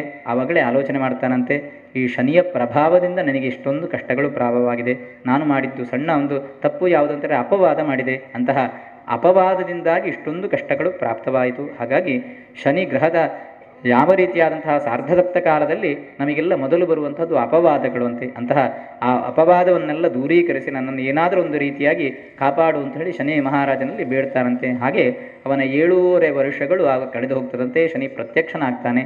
ಪ್ರತ್ಯಕ್ಷವಾಗಿ ಅವನ ಹತ್ರ ಕೇಳ್ತಾನಂತೆ, ಏನು ಬೇಕಾದಂತಹ ವರಗಳನ್ನು ಕೇಳು, ನೀನು ಇಷ್ಟೊಂದು ಕಷ್ಟ ಬಂದರೂ ಕೂಡ ಈ ಕಷ್ಟವನ್ನೆಲ್ಲ ಅನುಭವಿಸಿದ್ದಿ, ಸಾಮಾನ್ಯರಾದಂತಹ ಜನರಿಗೂ ಕೂಡ ಈ ಕಷ್ಟವನ್ನು ಅನುಭವಿಸಲು ಸಾಧ್ಯವಾಗಲಿಲ್ಲ, ಭಗವಂತನಿಗೂ ಕೂಡ ಸಾಧ್ಯವಾಗಲಿಲ್ಲ, ನೀನು ಇಷ್ಟು ಕಷ್ಟವನ್ನು ಅನುಭವಿಸಿದ್ಯಲ್ಲ, ಹಾಗಾದರೆ ನೀನು ನಿಜವಾಗಿ ಒಳ್ಳೆಯ ಭಕ್ತನೇ ಹೌದು, ನಿನಗೆ ಬೇಕಾದಂತಹ ವರಗಳನ್ನು ಕೇಳಿದು ಅಂತ ಹೇಳಿದಾಗ ಮೊದಲಾಗಿ ಕೇಳ್ತಾನಂತೆ, ನನಗೇನು ಕಷ್ಟ ಪ್ರಾಪ್ತಿವಾಯಿತು, ಅತ್ಯಂತ ಬಲಶಾಲಿಯಾದಂತಹ ಚಕ್ರವರ್ತಿ, ಹಾಗೆ ಎಲ್ಲ ರೀತಿಯಲ್ಲಿ ಶಕ್ತಿ ಇರುವಂತಹ ನನಗೇ ಇಷ್ಟೊಂದು ಕಷ್ಟವನ್ನು ಅನುಭವಿಸಲಿಕ್ಕೆ ಸಾಧ್ಯವಾದಷ್ಟು ಕಷ್ಟ ಬಂದಿದೆ, ಇನ್ನು ಮುಂದೆ ನೀನು ಯಾರಿಗೂ ಇಂತಹ ಕಷ್ಟವನ್ನು ಕೊಡಬಾರದು. ಮನುಷ್ಯರಿಗಾದರೆ ಈ ಪ್ರಪಂಚದಲ್ಲಿ ತನ್ನ ಕಷ್ಟವನ್ನು ನಿನ್ನನ್ನು ನಂಬಿದವರಿಗೆ ಆ ಕಷ್ಟವನ್ನೆಲ್ಲ ಹೋಗಲಾಡಿಸಬೇಕು, ನೀನು ಅವರಿಗೆ ಬೇಕಾದಂತಹ ಎಲ್ಲ ರೀತಿಯಾದಂತಹ ಸಂಪತ್ತುಗಳನ್ನು ಎಲ್ಲವನ್ನು ಕೂಡ ಕೊಡಬೇಕು ಅಂತ ಹೇಳ್ತಾನೆ. ಅದಕ್ಕೆ ಶನಿ ಅವನಿಗೆ ಅಭಯವನ್ನು ಕೊಡ್ತಾನಂತೆ. ಯಾರಿಗೆಲ್ಲ ಅರ್ಧತಪ್ತ ಹಾಗೆ 3ನೇ ಸ್ಥಾನದಲ್ಲಿ 5ನೇ ಸ್ಥಾನದಲ್ಲಿರುವಂತಹ ಸಂದರ್ಭದಲ್ಲಿ ಶನಿಯ ಪ್ರಭಾವದಿಂದ ಏನು ಕಷ್ಟ ಬಂದರೂ ಕೂಡ ಅವನನ್ನು ಸ್ಮರಣೆ ಮಾಡಿದರೆ ಅಥವಾ ವಿಷ್ಣುವನ್ನು ಆಂಜನೇಯನ್ನು ಸ್ಮರಣೆ ನಿತ್ಯ ಮಾಡ್ತಿದ್ದರೆ ಅವರ ಕಷ್ಟವನ್ನು ನಾನು ನಿಭಾಯಿಸ್ತೇನೆ, ಅವರಿಗೆ ಬೇಕಾದಂತಹ ಎಲ್ಲ ಅಭಯವನ್ನು ಅಭೀಷ್ಟಗಳನ್ನು ನಾನು ಕರುಣಿಸ್ತೇನೆ ಅಂತ ಹೇಳಿ ಅವನಂತ ಹೇಳ್ತಾನಂತೆ. ಇನ್ನು ನಿನಗೇನು ಬೇಕು ಅಂತ ಹೇಳಿದರೆ, ನನಗೆ ಇನ್ನೇನು ಬೇಡ, ನಿನ್ನ ಒಂದು ದರ್ಶನದಿಂದ ಅಥವಾ ನಿನ್ನ ಈ ರೀತಿಯಾದಂತಹ ಯಾವ ರೀತಿಯಾದಂತಹ ಪ್ರಪಂಚದಲ್ಲಿ ಏನೇನು ಕಷ್ಟಗಳು ಬಂದು ಯಾವ ರೀತಿಯಾಗಿ ಕಷ್ಟಗಳಿಂದ ಮೇಲೆ ಬರಲಿಕ್ಕೆ ಸಾಧ್ಯವಾಗ್ತದೆ ಅದನ್ನೆಲ್ಲವನ್ನು ನೀನು ತೋರಿಸಿಕೊಟ್ಟೆ, ಇದನ್ನೇನು ನನಗೆ ಬೇಡ ಅಂತ ಹೇಳಿ ಶನಿ ಹತ್ರ ಕೇಳ್ತಾನಂತೆ. ಆವಾಗ ಶನಿ ಹೇಳ್ತಾನೆ, ನೀನು ಹಾಗೆ ಅಲ್ಲ, ನೀನೊಂದು ಪ್ರಪಂಚಕ್ಕೆ ಉತ್ತಮವಾದಂತಹ ಚಕ್ರವರ್ತಿ, ನೀನು ಇನ್ನೂ ಬಾಳಿ ಬೆಳಗಬೇಕು, ನಿನಗೆ ಹೋದಂತಹ ಆ ಕೈಕಾಲುಗಳೆಲ್ಲ ಪುನಃ ಬರಬೇಕು, ನೀನು ಪ್ರಪಂಚದಲ್ಲಿ ಒಳ್ಳೆಯ ರೀತಿಯಾದಂತಹ ಚಕ್ರವರ್ತಿ ಸ್ಥಾನದ ಇದ್ದುಕೊಂಡು ನಿನ್ನ ಎಲ್ಲ ಕೆಲಸಗಳನ್ನು ನೆರವೇರಿಸಬೇಕು ಅಂತ ಹೇಳಿ ಅವನಿಗೂ ಕೂಡ ಅಭಯನ್ನು ಎಲ್ಲವನ್ನು ಕೊಟ್ಟು ಅವನನ್ನು ಕೂಡ ತನ್ನ ಪುರದತ್ತ ಉಜ್ಜಯಿನಿಗೆ ಪುನಃ ಕಳಿಸಿಕೊಡ್ತಾನಂತೆ. ಹಾಗೆ ವಿಶೇಷವಾದಂತಹ ಈ ವಿಕ್ರಮಾದಿತ್ಯನ ಕಥೆ ಅತ್ಯಂತ ಪ್ರಚಲಿತವಾದಂಥದ್ದು. ಹಾಗಾಗಿ ಶನಿಯ ಪ್ರಭಾವದಲ್ಲಿ ವಿಶೇಷವಾಗಿ ಹರಿಹರಪುತ್ರನನ್ನು ಕೂಡ ವಿಶೇಷವಾಗಿ ಪೂಜಿಸಬೇಕು ಅಂತ ಹೇಳ್ತಾರೆ. ಭೂತನಾಥ ಸದಾನಂದ ಸರ್ವಭೂತ ದಜಾಪರ ರಕ್ಷ ಮಹಾಬಾಹು ಶಾಸ್ತ್ರೇ ತುಭ್ಯಂ ನಮೋ ನಮಃ ಅಂತ ಹೇಳಿ ವಿಶೇಷವಾಗಿ ಆ ಅಯ್ಯಪ್ಪನ ಸ್ತುತಿಯಲ್ಲಿ ಕೂಡ ನಾವು ವಿಶೇಷವಾಗಿ ಪ್ರಾರ್ಥನೆಯನ್ನು ಮಾಡಿಕೊಳ್ಳುತ್ತೇವೆ. ಭೂತಗಳು ಅಂತ ಕೇಳಿದರೆ ನಾವಿಲ್ಲಿ ಆರಾಧನೆ ಮಾಡುವಂತಹ ಭೂತಗಳಲ್ಲ ಅಂತಲ್ಲ, ಪಂಚಭೂತಗಳ ಅಧಿಪತಿ ಅಂತ ಹೇಳ್ತಾರೆ. ಅಂತಹ ಪಂಚಭೂತಗಳಿಂದ ಯಾವ ರೀತಿಯಾದಂತಹ ತೊಂದರೆಗಳು ನಮಗೆ ಲೋಕಕ್ಕೆ ಪ್ರಾಪ್ತವಾಗ್ತದೋ ಆ ಸಂದರ್ಭದಲ್ಲೆಲ್ಲ ಆ ಭೂತನಾಥನಾದಂತಹ ಆ ಶಾಸ್ತಾವಿನ ಸ್ವರೂಪನಾದಂತಹ ಅಯ್ಯಪ್ಪನನ್ನು ಪೂಜಿಸುವುದರಿಂದಾಗಿ ಅಂತಹ ಪಂಚಭೂತಾತ್ಮಗಳಿಗೆ ಒಳ್ಳೆಯ ರೀತಿಯಾದಂತಹ ಅನುಗ್ರಹವನ್ನು ಕೊಡ್ತಾನಂತೆ. ಅಂತಹ ಶಾಸ್ತ್ರೇಶ್ವರನ ದಿವ್ಯ ಸನ್ನಿಧಿಯಲ್ಲಿ ಈ ದಿವಸ ನಾವು ವಿಶೇಷವಾಗಿ ಶನೇಶ್ವರ ಸ್ವಾಮಿಯ ಪೂಜೆಯನ್ನು ಆರಾಧನೆ ಮಾಡಿಕೊಂಡಿದ್ದೇವೆ. ಇವತ್ತು ಮಾಡಿದಂತಹ ಪೂಜೆಯ ಕಲ್ಪೋಕ್ತವಾದಂತಹ ಫಲದಿಂದಾಗಿ ಯಾರು ಈ ಪೂಜೆಯನ್ನು ಈ ದಿವಸ ಇಲ್ಲಿ ಸಂಕಲ್ಪಿಸಿಕೊಂಡಿದ್ದಾರೋ ಅವರವರ ಮನಸ್ಸಿನಲ್ಲಿರುವಂತಹ ಎಲ್ಲ ಅಭೀಷ್ಟಗಳನ್ನು ಕೂಡ ನೆರವೇರಿಸಿಕೊಡಬೇಕು. ಬಂದಂತಹ ಯಾವುದೇ ರೀತಿಯಾದಂತಹ ಕಷ್ಟಗಳಿದ್ದರೂ ಕೂಡ ಅದನ್ನು ನೀಗಿಸಬೇಕು. ಹಾಗೂ ಇವತ್ತು ಇಲ್ಲಿ ಬಂದುಕೊಂಡು ಯಾರೆಲ್ಲ ಆ ಕಥೆಯನ್ನು ಕೇಳಿದ್ದಾರೋ ಅಥವಾ ಪೂಜೆಯಲ್ಲಿ ಪಾಲ್ಗೊಂಡಿದ್ದಾರೋ ಅವರವರ ಮನಸ್ಸಿನ ಎಲ್ಲ ಅಭೀಷ್ಟವನ್ನು ಕೂಡ ಆ ಪರಮಾತ್ಮ ನೆರವೇರಿಸಿಕೊಡುವುದರೊಂದಿಗೆ ಈ ಸ್ಥಳದಲ್ಲಿ ಇನ್ನು ಮುಂದೆಯೂ ಕೂಡ ವಿಜೃಂಭಣೆಯಿಂದ ಆ ಅನ್ನದಾನಾದಿ ಸತ್ಕರ್ಮಗಳು, ಅದೇ ಪ್ರಕಾರವಾಗಿ ದೇವತಾರಾಧನೆಗಳು ನಿರಂತರವಾಗಿ ಆಚಂದ್ರ ಪರ್ಯಂತವಾಗಿ ನೆರವೇರಿಸುವಂತಹ ಯೋಗಭಾಗ್ಯವನ್ನು ನಮಗೆಲ್ಲ ಅನುಗ್ರಹಿಸಿ ವಿಶೇಷವಾಗಿ ಆ ಕಥಾಶ್ರವಣ ರೂಪವನ್ನು ಆದಿತ್ಯಾದಿ ನವಗ್ರಹ ಸಹಿತ ಶನೇಶ್ವರನ ದಿವ್ಯ ಚರಣಾವೃಂದಕ್ಕೆ ಅರ್ಪಿಸಿ ಇನ್ನು ವಿಶೇಷವಾಗಿ ಮಂಗಳಾರತಿ ಭಗವಂತನಿಗೆ. ಹಾಗಾಗಿ ಆ ಮಂಗಳಾರತಿ ಮಾಡಿಕೊಟ್ಟು ಮುಂದಿನ ಆ ಪ್ರಸನ್ನ ಪೂಜೆಯನ್ನು ಕೂಡ ಭಗವಂತ ಸ್ವೀಕರಿಸಬೇಕು ಅಂತ ಹೇಳಿ ಆ ಆದಿತ್ಯಾದಿ ನವಗ್ರಹ ಸಹಿತ ಶನೀಶ್ವರನ ದಿವ್ಯ ಚರಣಾರವಿಂದದಲ್ಲಿ ಭಕ್ತಿಯಿಂದ ಕೇಳಿಕೊಳ್ಳುವಂಥ ಪ್ರಾರ್ಥನೆ. ಶ್ರೀ ಶನೇಶ್ವರ ಸ್ವಾಮಿ ದಿವ್ಯ ಚರಣಾರವಿಂದಕ್ಕೆ ಗೋವಿಂದಾನಿ ಗೋವಿಂದ ಗೋವಿಂದ. ಭಗವಂತನ ಎದುರು ಬಂದುಕೊಂಡು ಭಗವಂತನ ಪೂಜೆಯಲ್ಲಿ ಪಾಲ್ಗೊಳ್ಳಬೇಕಾಗಿ ವಿನಂತಿ.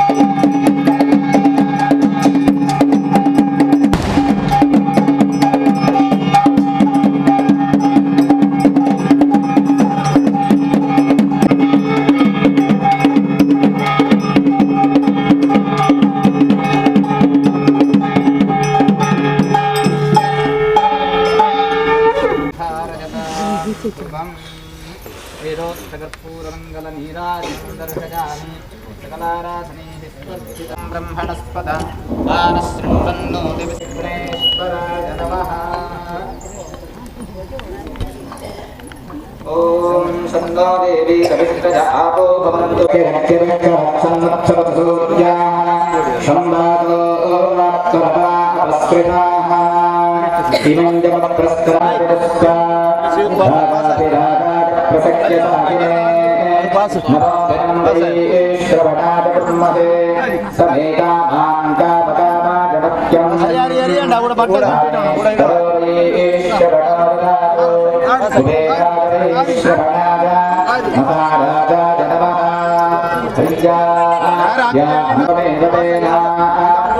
सर्वं जयति यो वेदादौस्वरः प्रोक्तो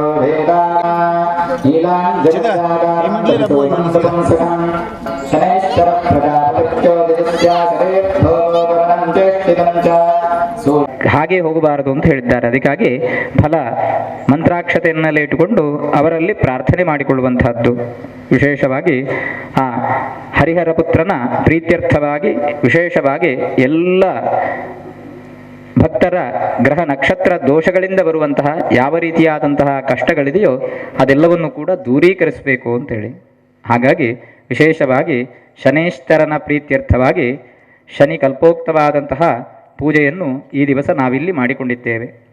ಹಾಗಾಗಿ 29ನೇ ವರ್ಷದ ವಾರ್ಷಿಕವಾದಂತಹ ಉತ್ಸವದ ಸಂದರ್ಭದಲ್ಲಿ ಮಾಡಿಕೊಂಡಂತಹ ಶನಿ ಪೂಜೆಯಿಂದಾಗಿ ಆ ಆದಿತ್ಯಾದಿ ನವಗ್ರಹ ದೇವರುಗಳು ಕೂಡ ಸಂತೃಪ್ತರಾಗಬೇಕು.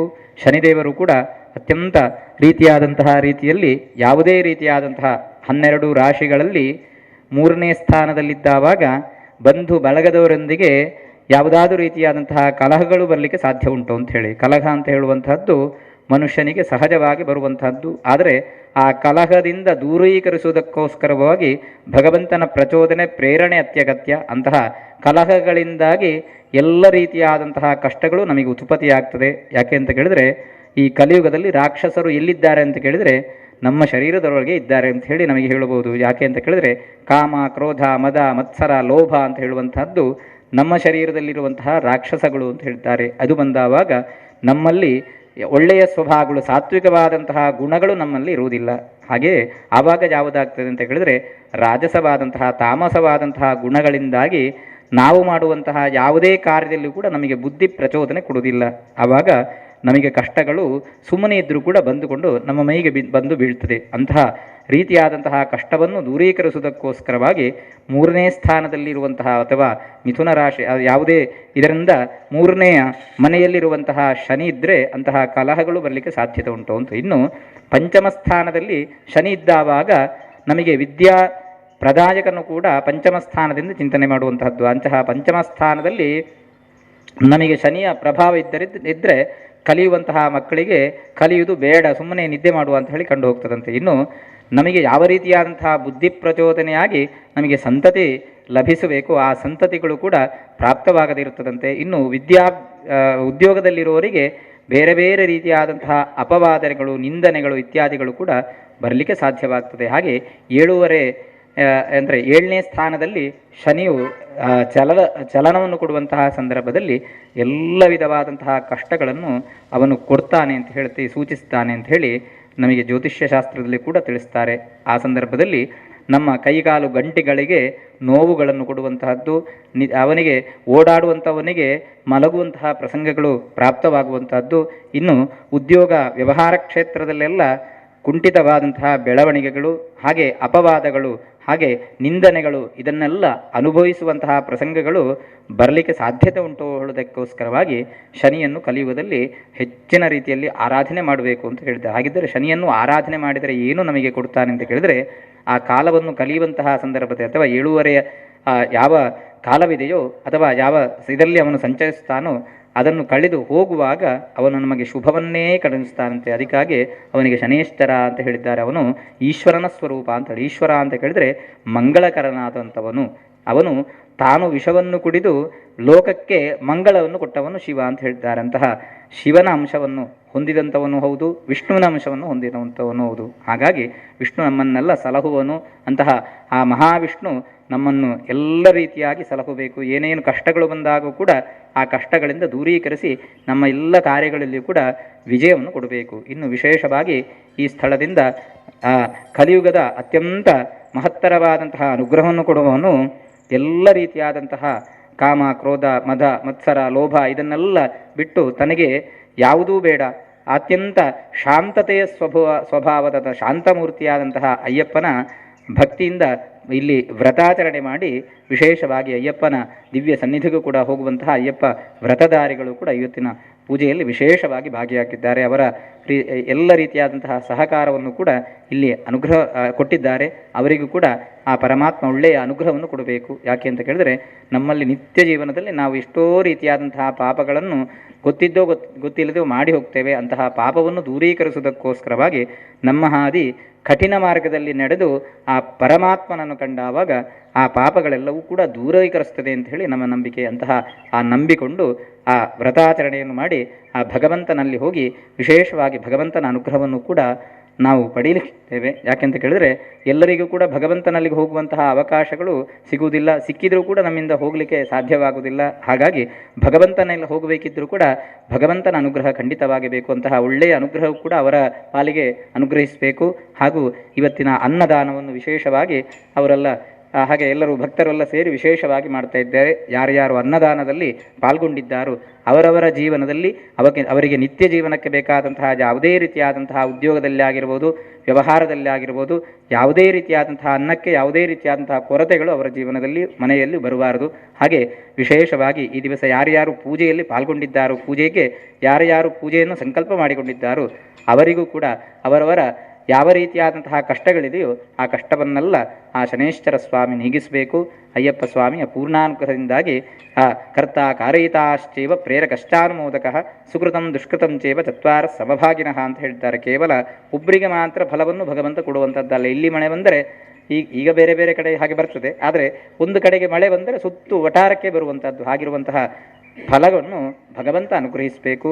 ಯಾರಿಗೂ ಬೆಳೆ ಭಾಗ್ಯಕ್ಕಿರ್ಬೋದು, ಅಥವಾ ಅವರವರ ಉದ್ಯೋಗದಲ್ಲಿರ್ಬೋದು, ಮಕ್ಕಳ ವಿದ್ಯಾಭ್ಯಾಸದಲ್ಲಿರ್ಬೋದು, ಆರೋಗ್ಯಕ್ಕೆ ತೊಂದರೆ ಬಂತಹವರಿಗೆ ಅದನ್ನೆಲ್ಲ ನೀಗಿಸಬೇಕು. ಅಂತಹ ಎಲ್ಲ ರೀತಿಯಾದಂತಹ ಕಷ್ಟಗಳನ್ನು ದೂರೀಕರಿಸಿ ಯಾರಿಗೆ ಉದ್ಯೋಗಾರ್ಥಿಗಳಿಗೆ ಒಳ್ಳೆಯ ಉದ್ಯೋಗವನ್ನು ಕೊಡಬೇಕು.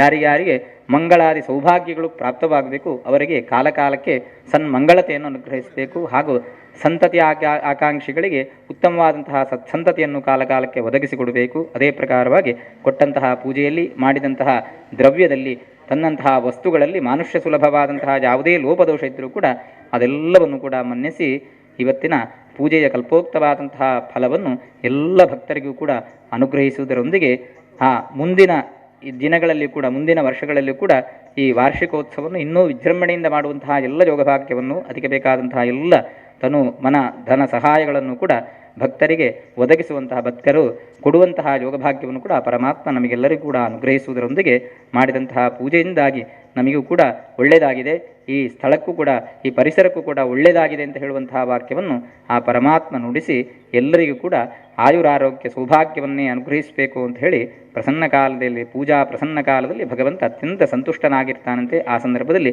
ನಾವೆಲ್ಲ ಭಕ್ತರು ಕೂಡ ಎರಡೂ ಕೈಯನ್ನು ಜೋಡಿಸಿಕೊಂಡು ಆ ಪರಮಾತ್ಮನಲ್ಲಿ ಭಕ್ತಿಯಿಂದ ಕೇಳಿಕೊಳ್ಳುವಂಥ ಪ್ರಾರ್ಥನೆ ಹೇಳಿಕೊಳ್ಳಿ. ಓಂ ಸ್ವಸ್ತಿ ಶ್ರದ್ಧಾಂ ಮೇಧಾಂ ಯಶಃ ಪ್ರಜ್ಞಾಂ ವಿದ್ಯಾಂ ಬುದ್ಧಿಂ ಶ್ರಿಯಂ ಬಲಂ ಆಯುಷ್ಯಂ ತೇಜಃ ಆರೋಗ್ಯಂ ದೇಹಿ ಮೇ ಪುರುಷೋತ್ತಮ. ನಿಮ್ಮ ಹತ್ತಿರಕ್ಕೆ ಅಕ್ಷತೆ ತಟ್ಟೆ ತರ್ತಾರೆ, ಎಲ್ಲದರೂ ಇಲ್ಲಿ ಎದುರು ಇಟ್ಟಿದ್ದಾರೆ, ಅಲ್ಲಿಗೆ ಪ್ರದಕ್ಷಿಣ ಪದೇ ಪದೇ ಪ್ರದಕ್ಷಿಣಂ ಸಮರ್ಪಯಾಮಿ. ಗುರು ಸಾಕ್ಷಾತ್ ಮಹೇಶ್ವರಃ ಗುರುರೇವ ಜಗತ್ಸರ್ವಂ ತಸ್ಮೈ ಶ್ರೀ ಗುರವೇ ನಮಃ. ಮಂಗಲಂ ಭಗವಾನ್ ವಿಷ್ಣುರ್ಮಂಗಲಂ ಮಧುಸೂದನಃ ಮಂಗಲಂ ಪುಂಡರೀಕಾಕ್ಷೋ ಮಂಗಲಂ ಗರುಡಧ್ವಜಃ ಸರ್ವಮಂಗಲದಾತಾರು ಪಾರ್ವತೀ ಪರಮೇಶ್ವರೌ ಗಣೇಶಸ್ಕಂದ ಸಂಯುಕ್ತೋ ವಂದೇ ವಾಂಛಿತಸಿದ್ಧತೆ.